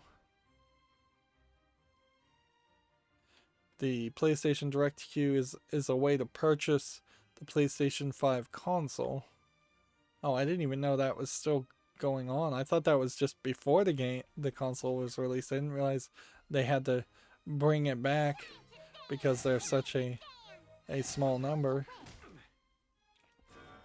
Randomly is probably as good as first come first serve, considering how many snipers are out there, but that doesn't really I think mean like too much is going to change, because if you're running bots and trying to get a whole bunch of PlayStation 5s to scalp, which at a certain level, somebody was saying they wanted to make scalping illegal in the UK, and I'm like, well, that's capitalism. Make capitalism illegal if you're going to do that, because at a certain point, you're making an argument that there should be a monopoly for big companies to potentially raise the price on people, but there's not a counterbalance for individuals to make money by selling their products. And then you get into the deep question about what is scalping and what isn't.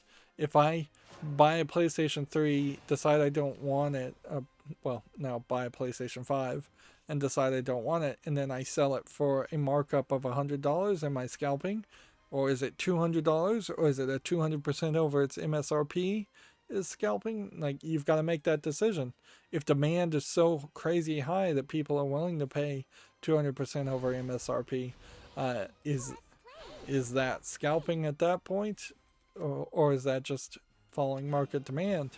The economics that capitalists have been preaching over and over again cannot be made illegal for individuals and totally acceptable for corporations without fully exposing how corrupt and ridiculous those morals have always been.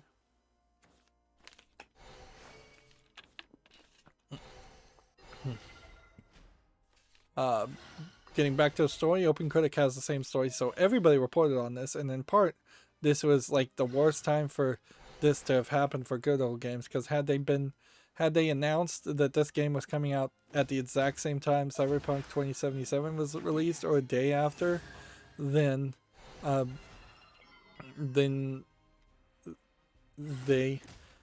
most reviewers would still be talking about Cyberpunk 2077. But instead, since Cyberpunk has been unenthusiastically received because of all of its glitching problems, we have seen a lot of cases where reviewers and websites have stopped talking about Cyberpunk already, and they're just not there's just like they're not that hot on it anymore as the new clickbait thing to talk about. I've definitely seen in TechRaptor's case they had planned, obviously, to almost run a full month, it feels like, worth of articles around Cyberpunk, and I don't think they're going to be able to pull that off, because those are not really happening.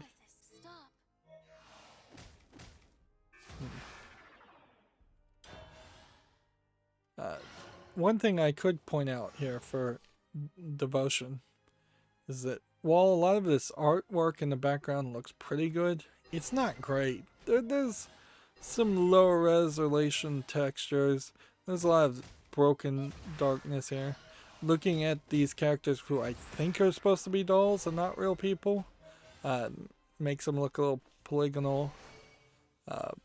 There is a level to this artwork that I think is not as good as one would have liked if it was a AAA game. Oh, here's that other article here. A British MP, member of parliament, which kind of means nothing because becoming a member of parliament I think is probably far too easy. And frankly, I would say that a lot of the members of parliament in the UK need to be made up of more everyday citizens and less potentially insane, posh, upper class people. The same argument could easily be said for members of the House and Senate and Congress of the United States, is that more everyday people might be suited to be in that position, although on the other hand, perhaps not. Like there's kind of this issue in politics always, and I think it would happen in almost any political system, where you probably should be qualified for the job to be a mayor, sit on a city council, things like that. And to be qualified, that probably means you need to have been in politics, which probably means you needed to have been a lawyer, which probably means you're going to be rich. It'd be weird to give one seat via lottery to a completely poor person. Exactly what I didn't want.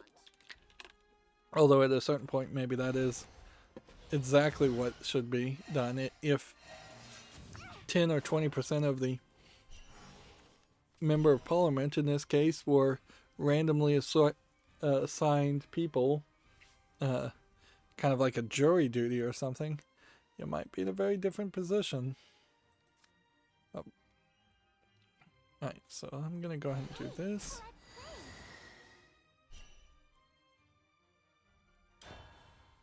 Let's see. Daily Motion said it calls for more consumer protection.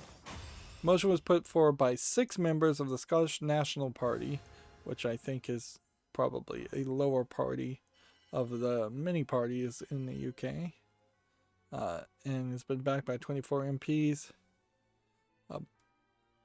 They want the topic to be debated without a fixed date,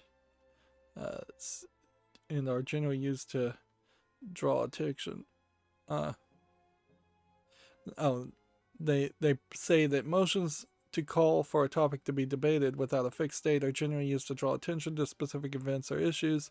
As a result, there's no guarantee it will result in any legislative changes, as discussed.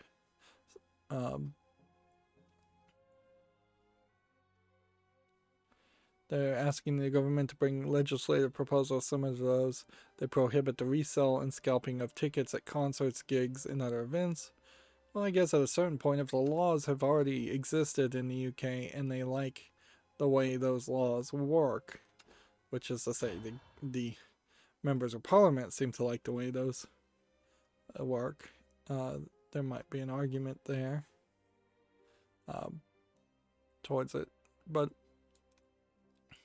I feel like, in particular, you're creating a scenario where, at best, you're going to catch 1, maybe 2 people a year using automated bots to scalp thousands of them, and you're going to be able to prosecute that 1 or 2 person a year in all of the UK. Whereas the amount of time and government resources used to just pay the salary of the people debating that issue is probably going to be so high that it's going to be a net negative for the citizens, because in a lot of ways most countries have enough laws. It's can you actually enforce it, and do you actually enforce it is usually the problem. So unless this was going to create a scenario in the UK where you could sue somebody because they scalped their scalping, and then you could receive some kind of financial benefit / restitution. It's not supposed to really be benefit for catching out and reporting somebody for scalping. I don't know how you actually benefit the individual citizens other than shutting down one scalper who would then be replaced with dozens others. Let's see. Moving on, Gamma Sutra has an article, How Blizzard, Ubisoft, and other studios went remote in the time of COVID. So, I guess if you wanted to read this would be interesting. Honestly, I don't think that there's any case studies so far to say that anybody has done it well. Inherently, everybody in IT, everybody in every job, everywhere dropped the ball on the idea that you might be in a scenario where your employees would never come to work. And remote working, before that became the actual need, was always looked upon as a cool thing that is done for remote meetings infrequently, not frequently at all.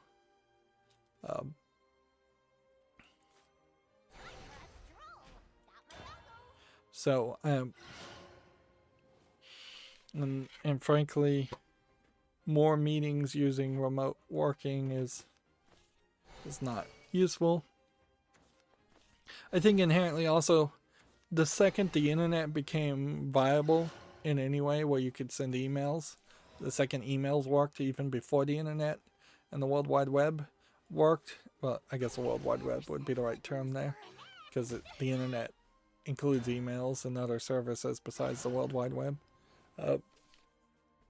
Yeah, as soon as you got email or any kind of communication, companies should have, but stubbornly, and I think you can argue in a very sexist manner, refused to embrace that as far as remote working while on a longer, not forced mandated pregnancy leave. There has been study after study that has shown that women choose not to come back after they're on maternity leave, and there's not been any paternity leaves in the United States because they want to spend more time with their kid, or they feel they need to spend more time to help to raise their kids. And had you say, we're going to not contact you at all for the mandated whatever weeks of maternity leave, but also we're going to give you this opportunity to extend your maternity leave in part by doing remote working, that would have been a lot nicer than what they did do, which was basically to try and not help people on maternity leave at all, and in general also not hire women because of the fear that they might go on maternity leave, which is a separate issue, but definitely something that's happened in the business world.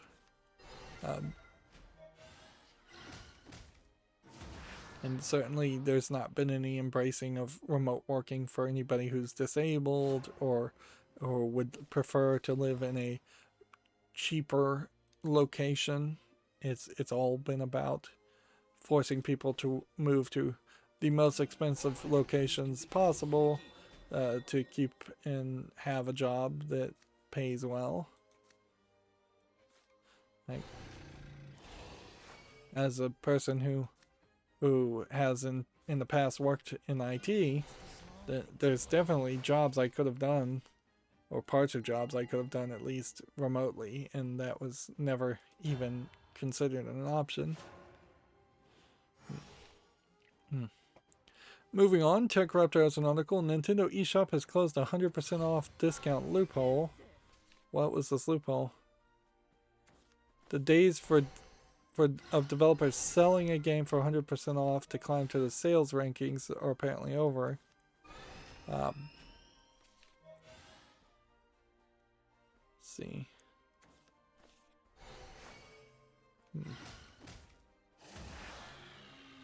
So what changed? Nintendo has changed the store ranking algorithm to exclude games that were discounted at 100% off. That's not to say that the games can't be given away with 100% discount. It's just that those quote sales won't help a game climb the ranks any longer. One assumes that Steam and other storefronts had already implemented a rule like that. Inherently, it also means that free games would not be promoted. I imagine Steam in particular has a ranking system that's separate for free games or free-to-play games, and maybe even a separate system for the difference between actual free games and free-to-play games.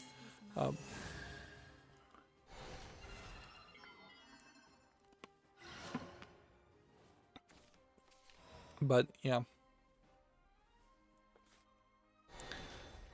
that might help improve the Steam storefront a little bit more than its current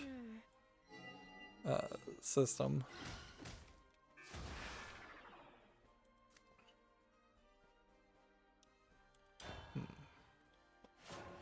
Moving on, we have a Gamma Sutra article. Microsoft has delayed the launch of EA Play on Game Pass Ultimate until 2021.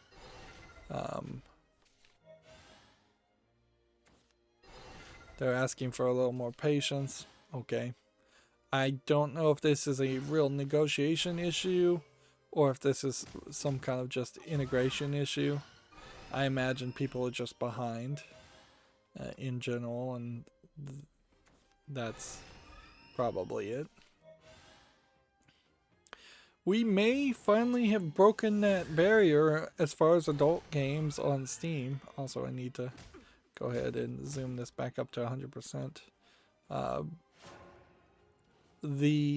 Here we have a game called Sun Girls, which is just, I mean, you still would describe these as anime girls, but at a certain point, this is just becoming the standard style in general for a lot of people.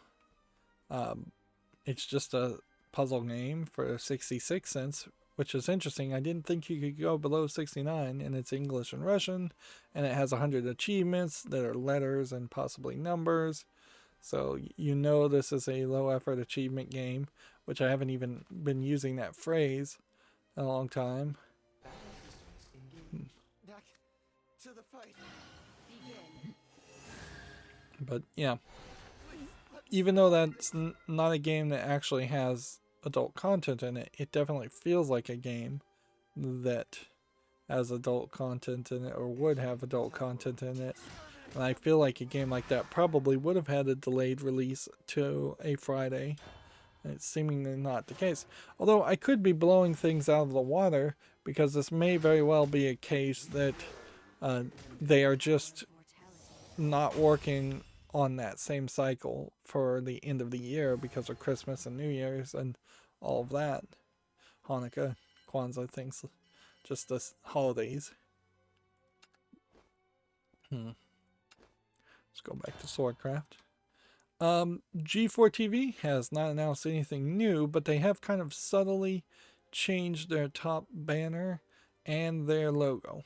Like, so no longer is it going to be the black and orange logo. Like, see, so this was kind of like the previous logo.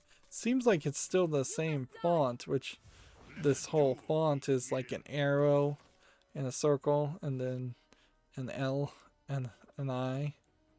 I kind of want to see an old G4 logo just to make sure that that has always been the font. It seems like it has. But I'm not sure it actually was the font on G4 originally, or whether they've been subtly making changes here to relaunch it completely. Like, I want to see like a still image of a G4 logo that had to have been really, really old, and you just won't be able to tell. Well, the old footage of the old game, old content, could have all been secretly changed to, like, what is that? Incept the concept that that was always what the logo looked like. Let's see.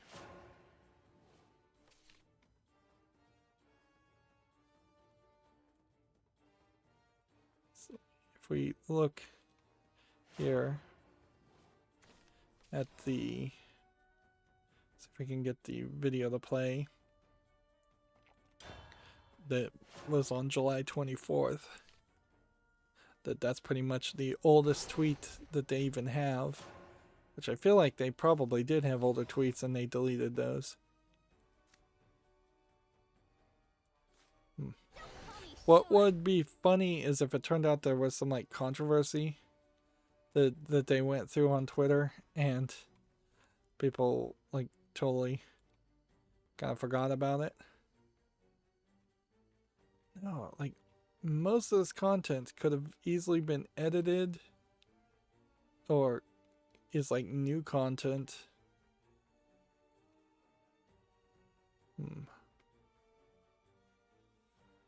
Alright, here we go. So in the corner here, if I move the mouse, there's that same logo in a white edge. And this content in particular shows the people on G4 as much younger versions of themselves. So yeah, the logo has always been that same font with black and gray. Now they are going with a white and blue theme, which is a much more modern theme. And we started this whole stream talking about how the how Steam itself would be better off with a white background. This really goes to show, like, they very well are beating them to the punch here, but like a textured white background with a blue font is where Steam should go too, in my opinion. At a certain point, though, everything is going to look that way, and it's just going to become everything looks like Twitter, and everything like Facebook. I don't think is even too different from that. Let's see.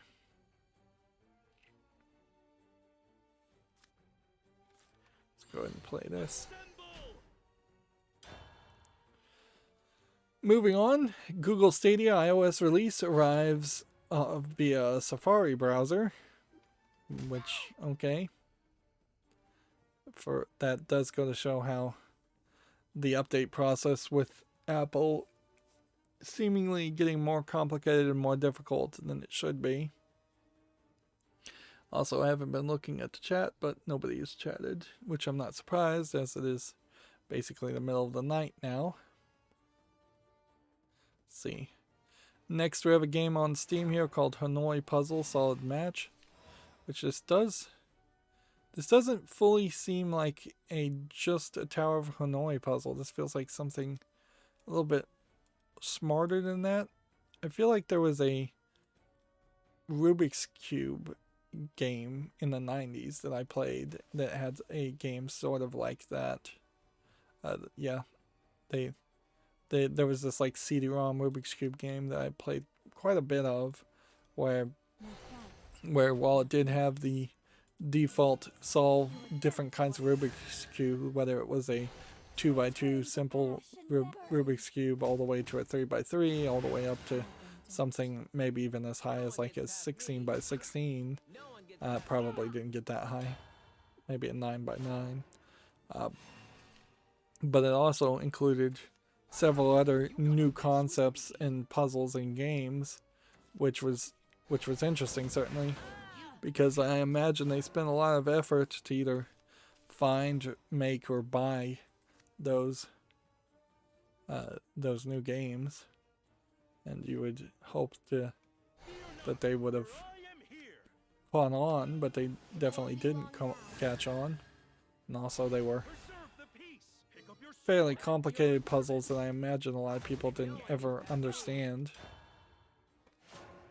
This looks good though. 69 cents, English only. I'm going to put this on the follow list. This looks like, even as a single screen Unity puzzle game, the only thing that would really kill this is if it turned out it had considerably few puzzles. 50. 50 is a little low. I would have to consider that, and I'll definitely consider the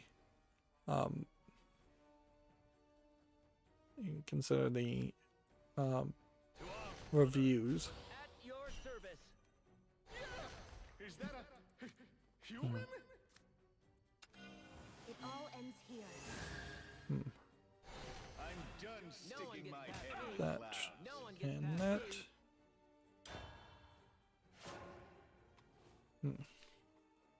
Next, we have a game on Steam here called Max Raider, which looks like it's probably a asset flip top-down twin-stick shooter. It doesn't look terrible. There is a kind of good argument here in its zoom. It's not zoomed in too much that you wouldn't be able to see the enemies from a far distance, but it's also not zoomed out so much that you can't really see your character, although it might be fairly easy to confuse who your character is. Looks like there might be some survival elements to a game like this. Also, the zoom is not highlighting the fact that the world is pretty empty. If this was a first-person game and you were looking far off into the distance, you would probably very easily see that it's a lot emptier than it seems from the top-down perspective, even though there is a lot of repeated details. $1.79.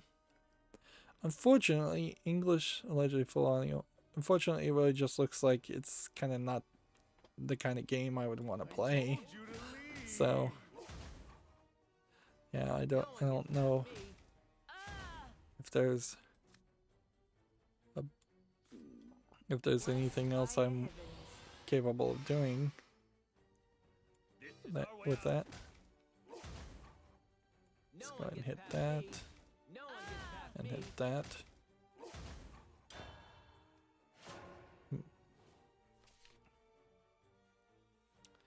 Let's see, Gamatsu has an article here. Slice of life camping game Cozy Grove has been announced for the PS4, Xbox One, Switch, and PC. Which I'll watch this trailer. He just did a ridiculous amount of stuff. Like, to eliminate everybody I had. So we can do that. And then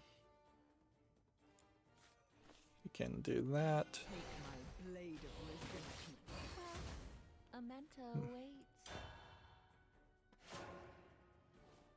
Let's see. So, yeah, this is a interesting flat animation. And kind of feels like it might be a simplified Stardew Valley type game without like farming or anything. Apparently you do little objectives and it brings color back to the land.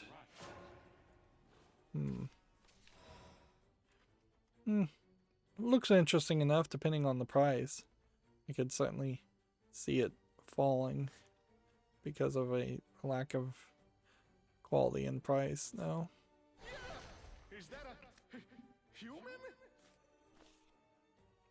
My ally is justice. Let's do that. To arms, brother. At your service. You're full of openings. There we go. Let's see if that saves off for. Oh, why did it have to be a clear day?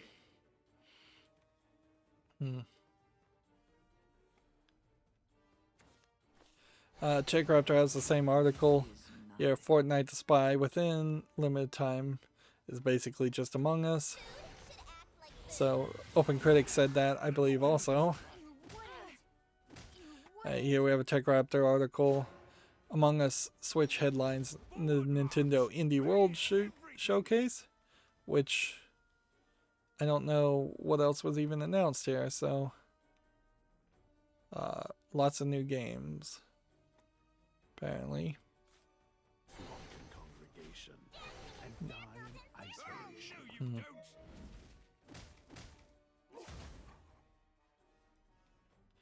Yeah, if I just had a bit better cards in this deck. I announced new ports and games for the system such as Among Us, Spelunky 2, Fisty Fluffs, which is first on Nintendo Switch. That's why I haven't heard of it. Very Very Valet, which is a timed exclusive. Let's see. A game called Cyber Shadow, 2D platformer featuring ninjas and a whole bunch of traps. And I feel like I'm gonna have to just watch this whole thing if I was gonna actually want to see it. See if we can jump through this. Is this not happened yet? Because I'm jumping ahead in this video and oh yeah, it's just like a whole bunch of waiting. You can see Spelunky 2. We can see some cat game. Here we can see some kind of music rhythm game. Here we can see Cyber Shadow. I imagine that's what that is. Alba, we already know about Alba, Wildlife Adventure. Here we've got some kind of Japanese RPG game. Is this another nonary game? Genosia. I wouldn't want to see another nonary game. Game called Happy Game. Let's see. I'm gonna end up ending here if I'm not careful, which doesn't matter, I'm gonna lose anyways.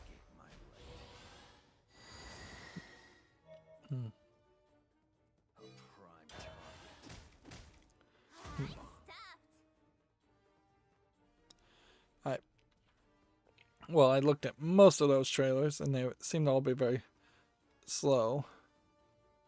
There's Tunche, a classic 2D beat 'em up with roguelike elements and witchcraft. It's already available. It's going to be available on Steam. Clicko was a surprise release later today. It's a day in the life community sim where you can interact with animals found in the game. It was also released on PC today.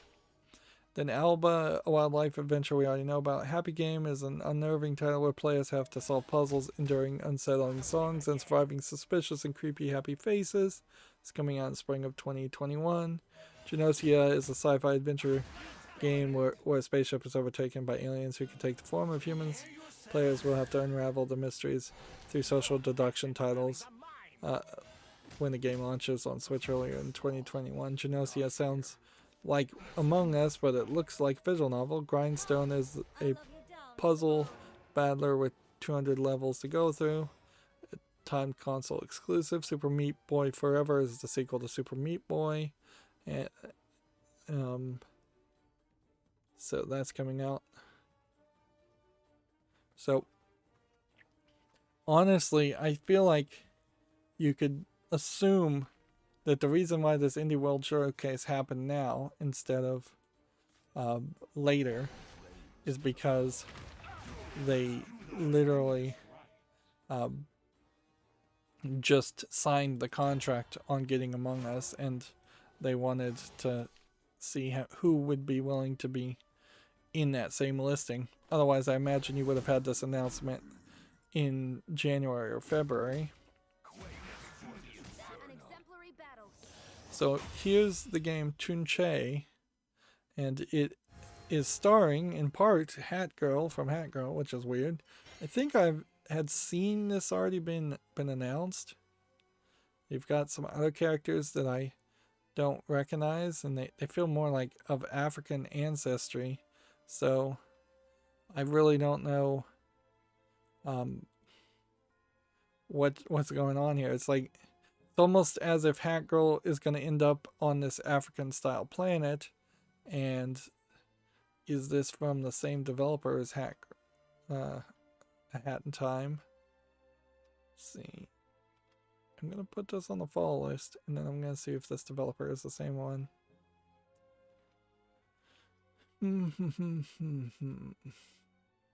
Nope. This is a developer / publisher. Hypertrain Digital.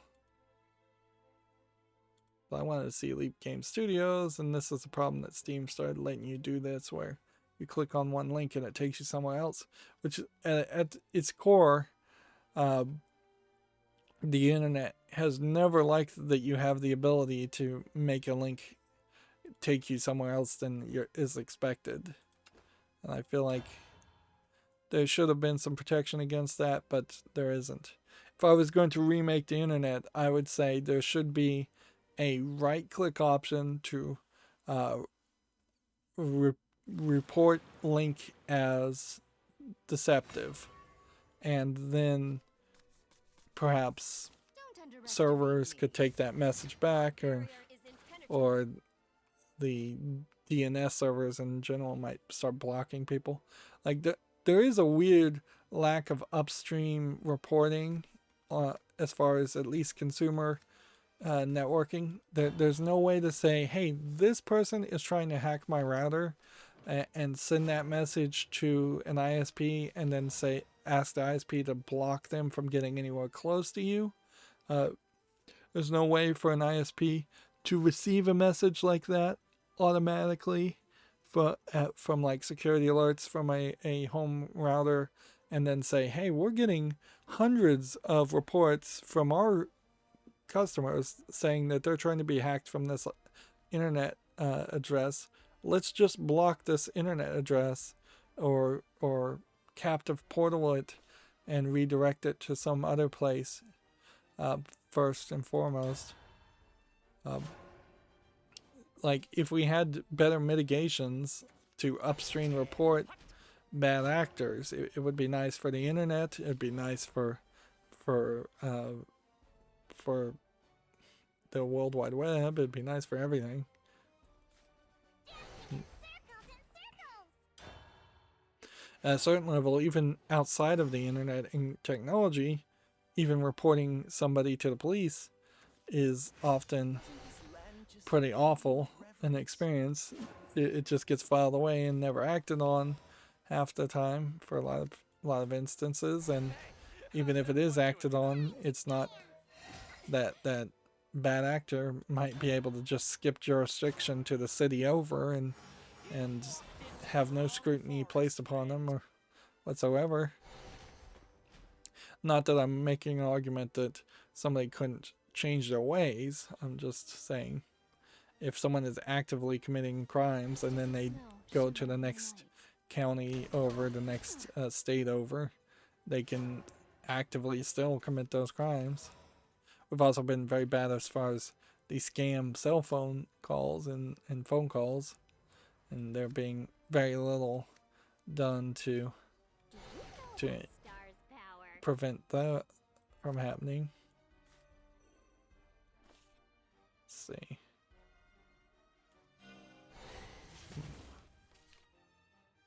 Time to dance. Me whiskers, bop and roll. Let's see. Here we have the game Calico, which seems like you're playing with cats, or as a cat. It has a very soft white on white imagery a lot of times, which might make it a little bit hard to see. It does feel like you're kind of, this is a day in the life of a community sim where there's a bunch of cats running around and you're just doing generic things. I'm not sure if there's really a game here, but apparently this is coming to the Switch. It's $11.99 right now, English and Chinese. I wouldn't be surprised if it is just a cheap Chinese game. Although, in all fairness, 85% of users who played it seem to have liked it. So maybe it just looks, to my eyes, like a cheap Chinese game, but actually isn't. I could be wrong. I could be been wrong. I guess about a lot of games. Certainly, that is definitely a possibility. Full of openings. And at a certain level, there's kind of nothing you can do to avoid that eventually happening. Time to dance.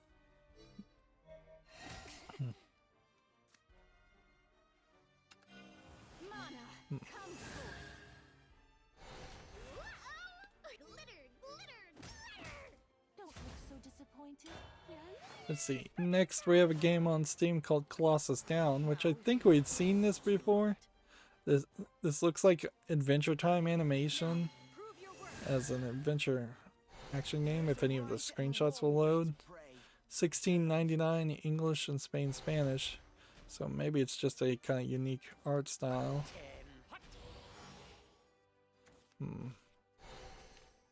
this is going to take a full reload of this page for the images to load. Maybe that's because there's like 6 little trailers, videos. This is, you turn into this giant pig creature. Yep. This looks interesting enough to put it on the full list, but that price is very high. And for what looks like just a beat 'em up game. Alright. Deal 2 damage to kill something.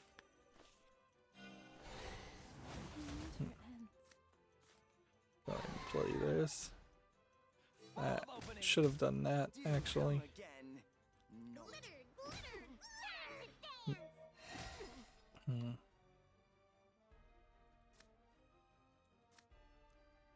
Could have evolved. Sparkly stars. You've walked into the wrong forest, friend. YouTube creators tweeted out, did you know VTuber reviews grew this much in 2020? Over 1.5 billion. And here they have an anime character. Which, funnily, in YouTube's usage of this, YouTube creators' usage of this, I wouldn't be surprised if the owner of this character potentially DMCA's them and says you didn't pay me to use this art, How did I lose? and I wouldn't be surprised if they have to take it down, because yeah, the Japanese and copyright are crazy restrictive about that kind of stuff. And I did for a brief moment think about trying to have some kind of virtual avatar and not really being a VTuber like a Japanese VTuber. I'm not saying turn myself into an anime waifu and put a voice changer on me and turn my deep masculine voice into a high-pitched Japanese anime girl voice or anything like that. But I don't think I'd ever want to really do a face reveal. There's, like I've said it before, there's really nothing to see there. It's not that interesting. I think a lot of face camera streamers are just doing it out of obligation, or they at least start that way and then they end up either abusing their cat or murdering their girlfriend, which that was a story, certainly. Somebody literally locking the girlfriend outside the house in the cold and murdering her live on stream, which I'm sure that's not the first time somebody's been murdered live on the internet. But yeah, I did briefly think about maybe playing with Vocaloid and doing something like that, and it just never felt like that would have been true to my own nature or really me at that point. And at a certain level, I don't want to run a YouTube channel just to try and make it successful if I have to put in a ton of work to present it as something that is completely outside of what I am. And I think inherently that is kind of the problem with VTubers in general, is that it is this polished product that some company is trying to push and promote instead of it being a natural creative personality trying to show off their creativity and their creations. Like there in my mind at least is a big difference between a animator, which YouTube just basically ruined the possibility of having a career as being an animator on YouTube, who could draw like maybe a 30-second animation a month, or maybe do live streams of them drawing, and some of that, none of that really has succeeded on them, versus yeah, and it's kind of ridiculous. YouTube has gone back and trying to promote shorts now after they ruined the concept of short YouTube videos. They just go in circles, frankly, just trying to get rid of as many people as possible and funnel as much money to the big people. But yeah, I think an animator is a creative personality, generally speaking, that is showing off their creations, where I think a VTuber is just some actor being paid to play a role. And even if they are scripting the character themselves and they are playing the role of that character, then it almost becomes like an impressionist, like how you would have Ernest P. World of the Ernest series, that was a comedian obviously playing a role, or Borat is a better example of that. Borat, that's a Sacha Baron Cohen character being played. I don't think I've seen a lot of success there where somebody is obviously playing a character and trying to make it very obvious that they're playing a character, and yet they're going to stay in that character for the entirety of their content creation. Not to that extreme. In all fairness, like Rhett and Link are definitely playing characters when they're on screen. PewDiePie is definitely playing a character when he's PewDiePie on screen, but it is a derivation of who they are really. It's not a drastic change. I doubt Rhett and Link are like completely different in person. I doubt PewDiePie is completely different in person, but if you saw somebody who played a VTuber, you wouldn't even recognize them in the real world, because their entire appearance has changed, their voices are changed, their movements and animations are not in line with what they would be normally. Oh man, that was a really bad move.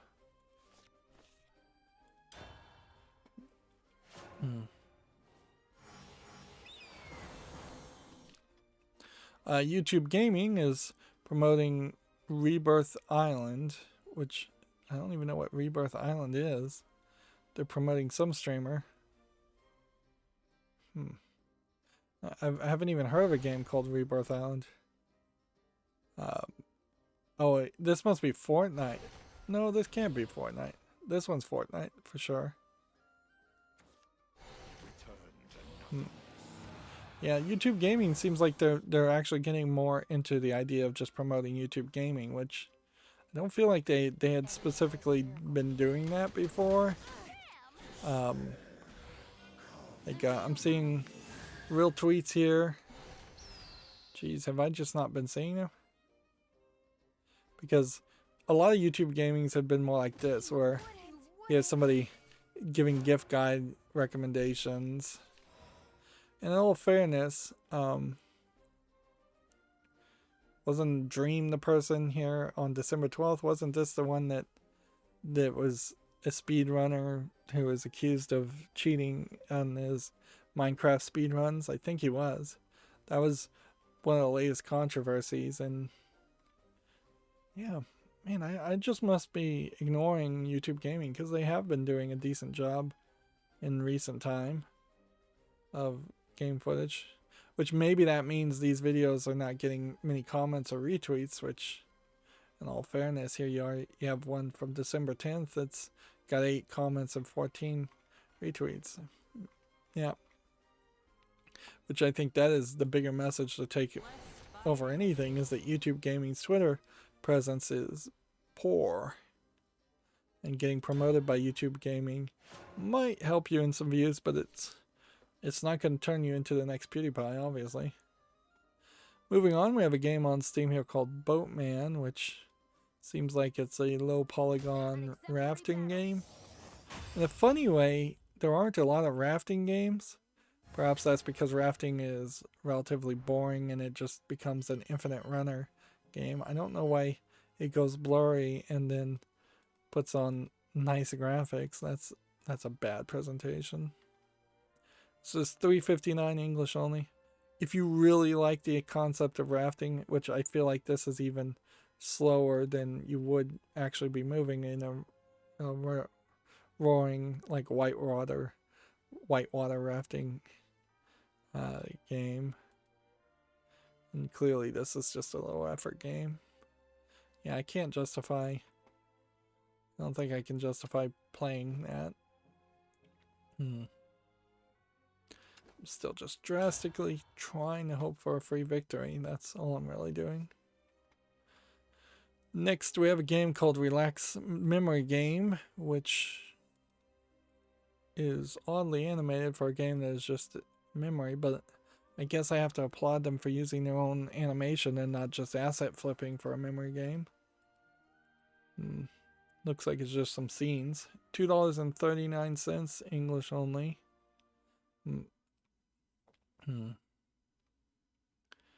Next, we have a game called Viking Story, which looks like it's a platforming hack and slash game. Side scroller. Looks like it might be a troll game, or it might just be very weird in its art aesthetics. At the core of it, though, it's kind of not anything I'd want to play. In a weird way, if this had been Super Mario Bros. 1, I imagine more people would like these styles of games where you're trying to clear off a room and get collectibles. But there were games like that, certainly, around that time, and they did not gain notoriety, probably because they weren't included with an NES. This is $2.39 English only, and while visually it looks fine, it just gameplay-wise is not appealing.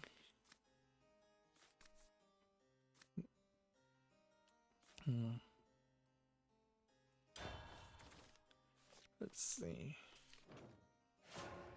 Here, TechRaptor has an article. CD Projekt Red is already acting like a big publisher. I'm leaving.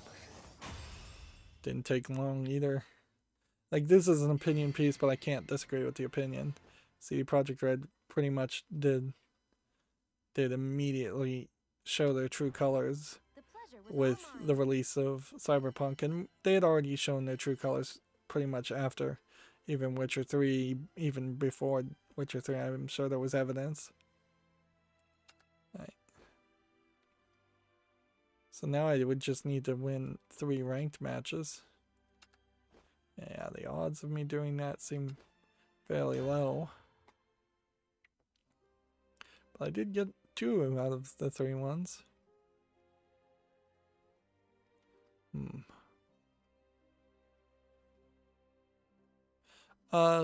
Doom released on their Twitter an end of year letter from id Software, which, I mean, it's just a giant wall of text here, like in a video format. What happened to, or in a photo format, what happened to Twit longer? And services like that, or Twitter in general, just letting you have more text. Are we still on Twitter limited to 240? I think we are, but I honestly don't think that changed much. There still are a lot of people that will do one sentence, which is way less than 140 characters, almost certainly, and then they'll do another post that's 2 out of 5 or something that's less than 140 characters. Twitter really failed to adapt and embrace long form content. There would have been a fairly easy way to try and integrate a auto summary feature and just have somebody say, type in your summary here under 140 characters, and then we'll link to a different service to pop up the full text for people that want to read it. Or we'll collapse the first bit of it. That's how YouTube's descriptions and everything works, is everything is just collapsed, and then you have to expand and perhaps expand 2 or 3 times. And we may have hit the one point here where we'll get some free victories. Gamma Sutra has a blog here, what every game designer should know about human psychology, which I suppose that might be interesting to read if you're going to be a game designer. It might not be super interesting if you're not. Although, what is being told to game designers might be very useful also, because it might be the wrong information and it might indicate a big difference as far as why games are the way they are when they don't make sense that way.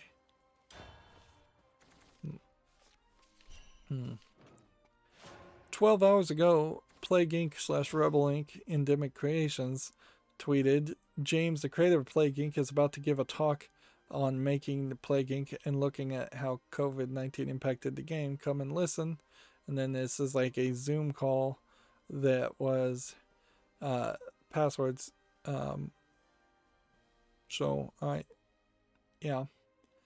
That's interesting that the game developers of Plague Inc. is giving a talk. I don't know how much of a talk that really is, other than like a speech. Certainly now with everybody doing everything remote, the industry that has existed where colleges and schools have overpaid people to come and give speeches might get a bit more exposed, particularly since most of those speeches tend to be super scripted and super pointless. In a funny way, I guess I might be fairly qualified to go around to schools and colleges and give generic speeches. And just repeat the same thing over and over again. Oh, come on! Which might be better described as not being qualified in other things.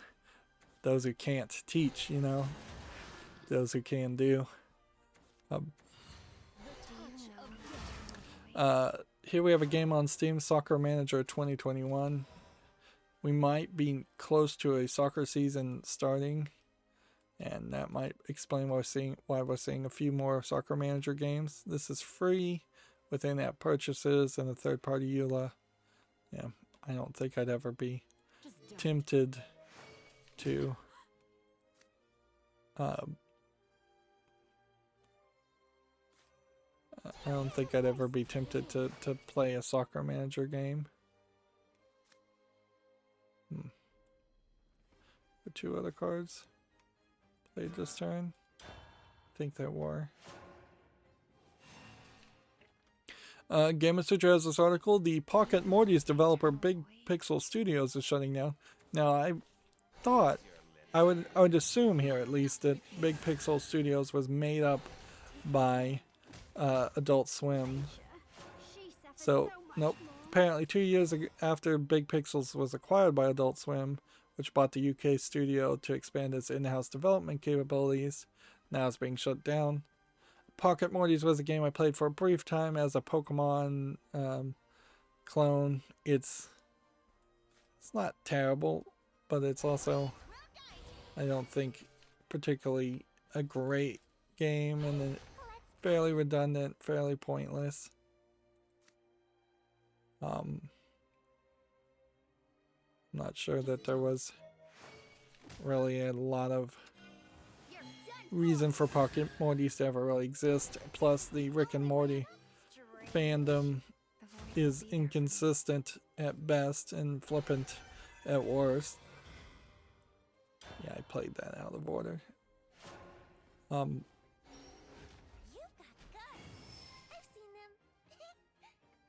Let's see. TechRaptor has an article here. Matsuno shares thoughts on upcoming Unsung Story Early Access, which apparently this is some kind of article about a game that I have never heard of. These videos. Yep. This one we're getting. This looks like a turn-based tactical placement game. I'm not sure I'd ever want to play any turn-based tactical placement game. I tried that with this Gaia, and it I don't think really worked well.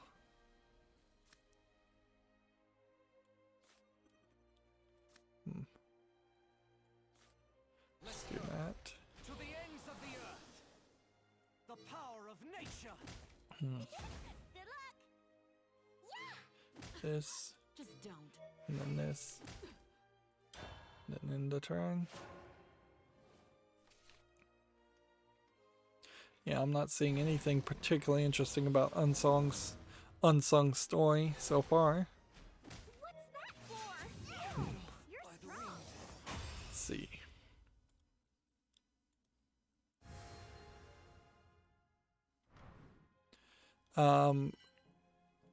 Komatsu has an article here. Conan Chop Chop has been delayed to 2021. This was the Age of Conan, Conan the Barbarian spin-off game that had a unique, funny, like, cyanide and happiness almost art style. But yeah, I don't think anything's gonna happen with that, even if it did succeed really well. Okay, we'll try one more unlimited. I probably shouldn't be playing unlimited. That's probably my problem. Although they all kind of seem to be more difficult to get wins on. TechRaptor has a review here for Submerged Hidden Depths, which I didn't even know this game was coming out. When I heard about it, I was really excited, even though I really didn't love the first game. It was alright at best. I probably love it more now than I did when I was done with it. But the other review I saw was that it was not that good. So, interesting. This is a Stadia exclusive, and TechRaptor has come and given it in like directly opposite from what I had heard from Open Critic, I believe's review. And that's really goes to show why I should probably not listen to reviews, or at least have some varied reviews. So they give it an 8.0, despite a lack of combat, which in all fairness, Submerged, the original game, didn't have combat either. I wouldn't have expected it in the original game. Hidden Depths is a great narrative experience filled with exploration, prose narrative-driven exploration, tons of collectibles, relaxing, melancholy, and adventure. Cons, there are too many invisible walls, and the characters get stuck occasionally. So, yeah, this might be very well an experience where one person played it on Stadia before it was optimized or patched, and another person played it after such time, which might drastically change the experience. It also seems like you play as both characters and you're now doing some more fishing and resource management instead of just pure collecting and climbing. And I feel like the Submerged storyline deserves to be told. I also wouldn't be surprised, and I think it's worth mentioning, that there's a decent chance that nobody in this game actually speaks any language, and you just pictorially are told the story. That's exactly how it worked in the first game. Also would have been, I think, nicer to see more of a society. So I kind of would like to have seen that happen to a hub world where you're dealing with traders and things like that, at least at the beginning of the game, because it doesn't fully make sense that there would be people with clothing, which I imagine clothing probably gets destroyed if thrown in the ocean very quickly due to salt water and just animals eating it. It's not super questionable that a brother and sister would be able to live on their own without some form of assistance. Particularly since also this is like post-apocalypse and somebody's built this boat, somebody's keeping this engine running, somebody's figured out how to make gas. There's just a level of technology there that you'd have to assume these two were geniuses to be living on their own. And so you might want to throw in 4 or 5 little characters on some kind of floating city to go back and trade things, and then you maybe trade the things you trade become your upgrade path. Let's play. Help me, fairies.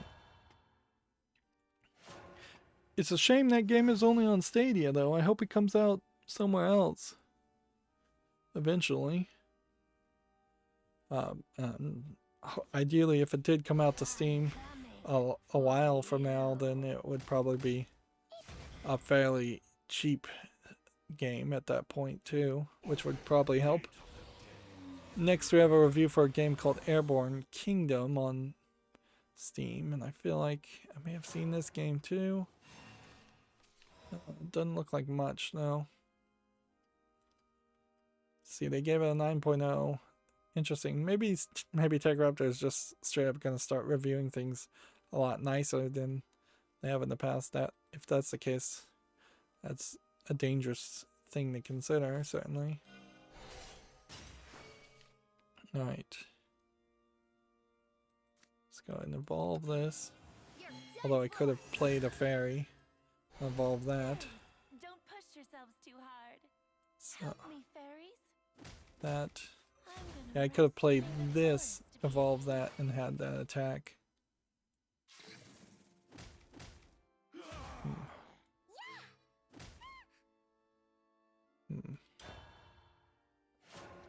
Yeah, it says 9.0 Airborne Kingdom is a cozy, comfortable delight that mixes management and exploration flawlessly. The focus is not on keeping your citizens alive while crossing the open world, but keeping them fulfilled and thriving. Pros, beautiful, cozy artwork and relaxing music. Focus to keep citizens happy and thriving, not just alive. Intriguing quests and lore around every corner. Exhilarating sense of exploration. Cons are frame rate drops heavily at the end, even on a high-end PC. Hmm. Yeah, well, this is one of those games where, from what I'm seeing and what it's telling me the game is about, there seems to be a big difference, like a wide difference in what I'm saying, because this kind of looks like nothing to me. And that, once again, might just be an indication that I have potentially dismissed more games than I should have. Why are you here? It won't be long now.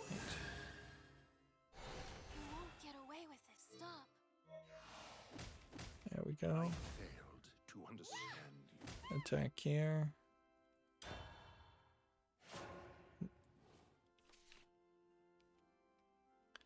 Let's see. Next, we have a game on Steam called Dealer's Life 2, which is a trading / memes game. There was a game where you were like selling antiques that came out a couple years ago and never went anywhere. This is early access, $8.99, bunch of languages. Oh, come on! I guess the real question here is Dealer's Life 1 on Steam? Yes, it is. This was very positive and came out in 2019, and I must have dismissed it simply as not really being worth it. So I'm going to put Dealer's Life 1 on the follow list and think about it again, because very positive, very positive. Honestly, there's no reason to put it on the follow list. It should just be straight on the wish list. And then that solves that problem, and then we can go back to Dealer's Life 2.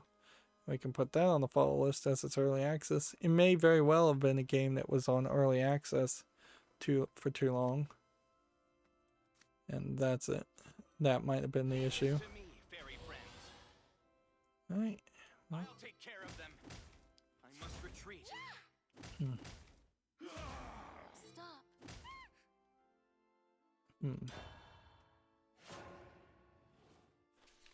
Dealer's Life 2 here does look like their animation style is a little bit improved at a certain point. I think this is also just a parody of Pawn Stars, which that might work or it might not. A lot of it, I guess, would come down to a question that a lot of it will come down to a question of just like how much variety is in the writing. Gamatsu has an article here. Death End Request is coming to the Switch December 24th in Japan. RPG. JRPG game. Let's see.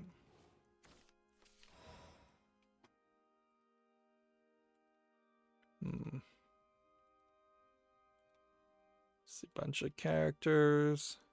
Bunch of characters. You can see how Japanese games are so focused on the characters. Didn't show any gameplay there at all. Deal 5 damage. There you are, my little trespasser. To understand you. And then I could clash Stop. this Don't you like me? and then clash that.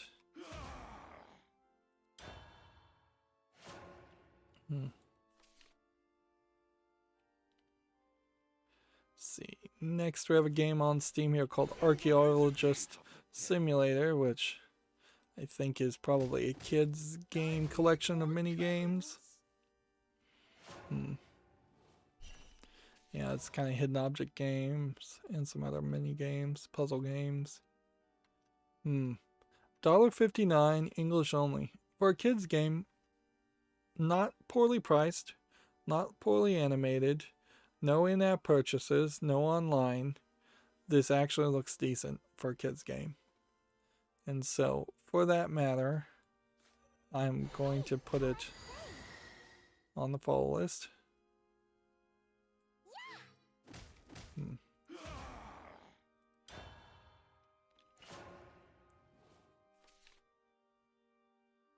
Let's see. Drinkbox Studios has got some job listings. Let's see, they are looking for a senior programmer who has shipped at least 2+ games on consoles. They're looking for a game tester for 6 months, which, yeah, those are very different ends of the spectrum here. You have a 6-month contract, which also hiring people for 6 months in Canada, probably, if it's like the United States, which I'm not sure it is, means that you won't be a full-time employee and qualify for like unemployment. That's how they pull the tricks in the United States in particular, is that they fire everybody after 6 months, just so they don't have to pay unemployment. But yeah, being a senior programmer is an actual career in the video game world. Being a game tester is not, in my opinion, even getting your foot in the door. Oh,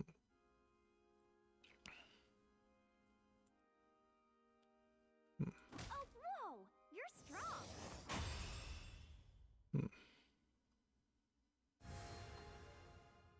Alright, well, I guess that brings me to the Humble Bundle.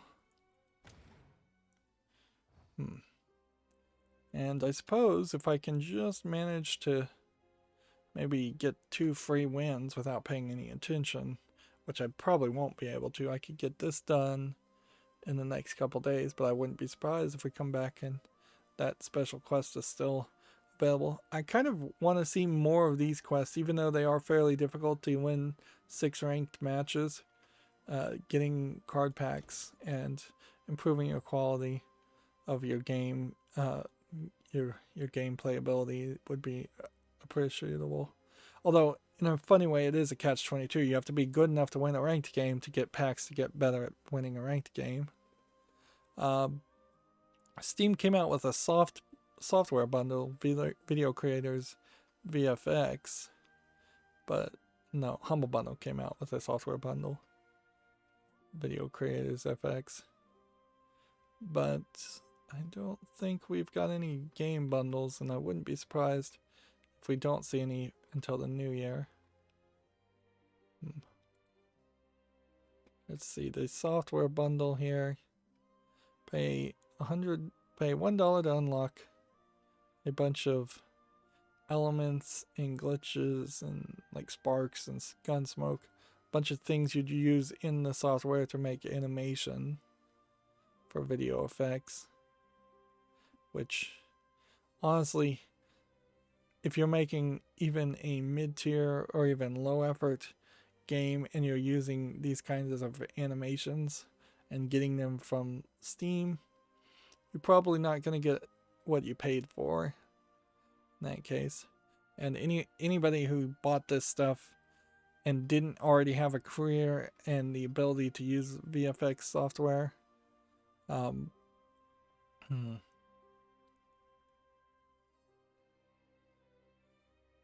let's see. They support ProRes files such as After Effects Premium, Hit Film, Vegas, DaVinci Resolve, Final Cut, Pro 10, and more. So they are compatible with the right software, from what I understand. But yeah, they're probably not getting the best thing. Let's see.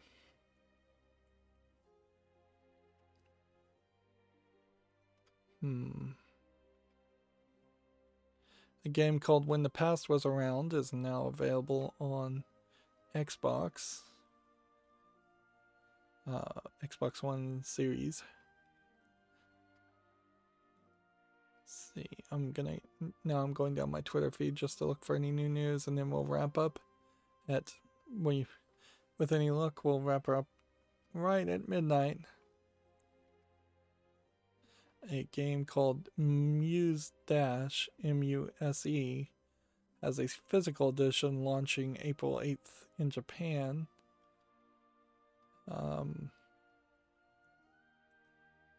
It's probably not worth mentioning.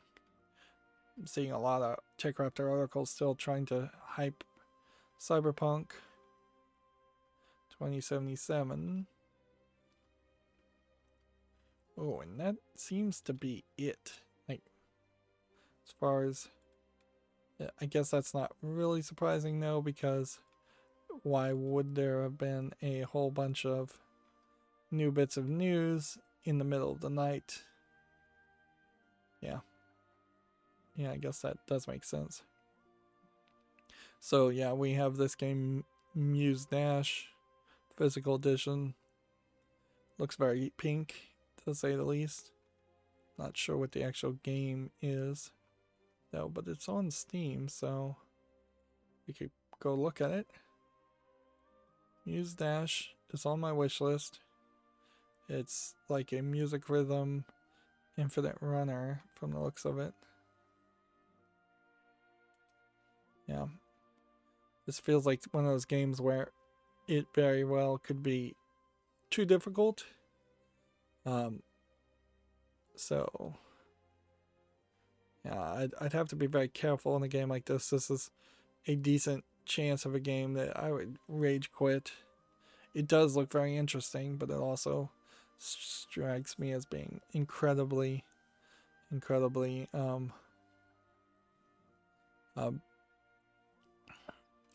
frustrating, and I could rage quit.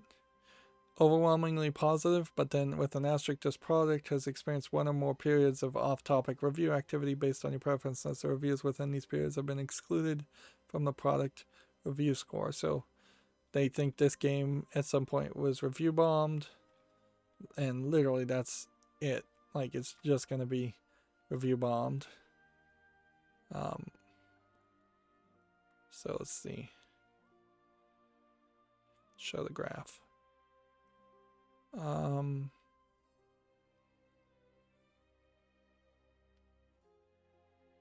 Disable.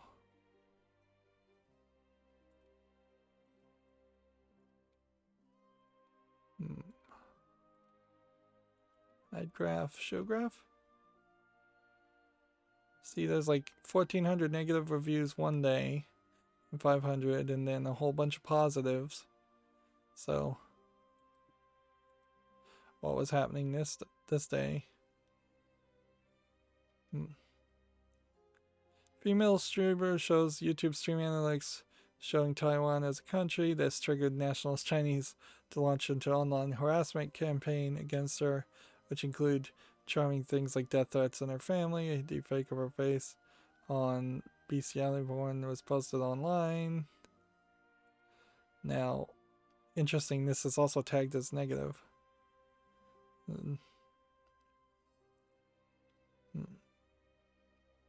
Said I can't refund the game since I played it more than 2 hours. Luckily, I did not buy the overpriced DLC, so it was only $3.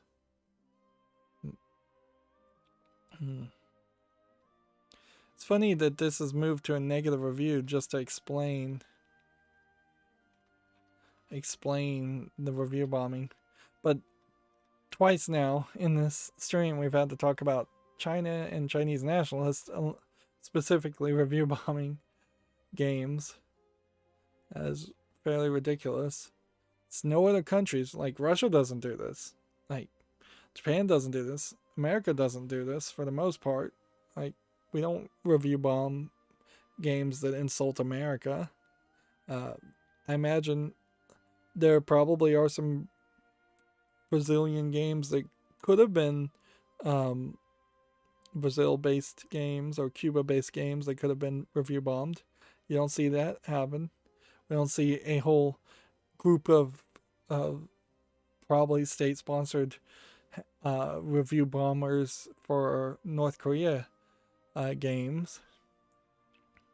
It's really only China that's doing it on any scale, really, or doing it at all. Moving on, though, here's the game When the Past Was Around. It just has a nice little stationary art style to it. It's a point-and-click adventure. I haven't seen this, so it may not be on Steam, or it may just not be out yet. But yeah, it looks interesting. And that's gonna be it for this stream. Like, apologies for oversleeping and streaming so late. And I guess maybe slight apologies for not actually having pre-recorded any footage over the past couple days, although frankly I should not apologize for that because I'm gonna end up doing that fairly more often. I need more breaks, or I'm having to take more breaks whether I need them or not. Anyways, that's going to be it for the stream. As always, I ask you to like, share, subscribe, comment, and watch every second of my videos. If you want a friend or follow me on any social media sites, there's a whole bunch of links down below. And if you want to support me further, there's a link to Patreon, or you can friend me on Steam and gift me a game off my wishlist. Thank you for watching. Have a good evening.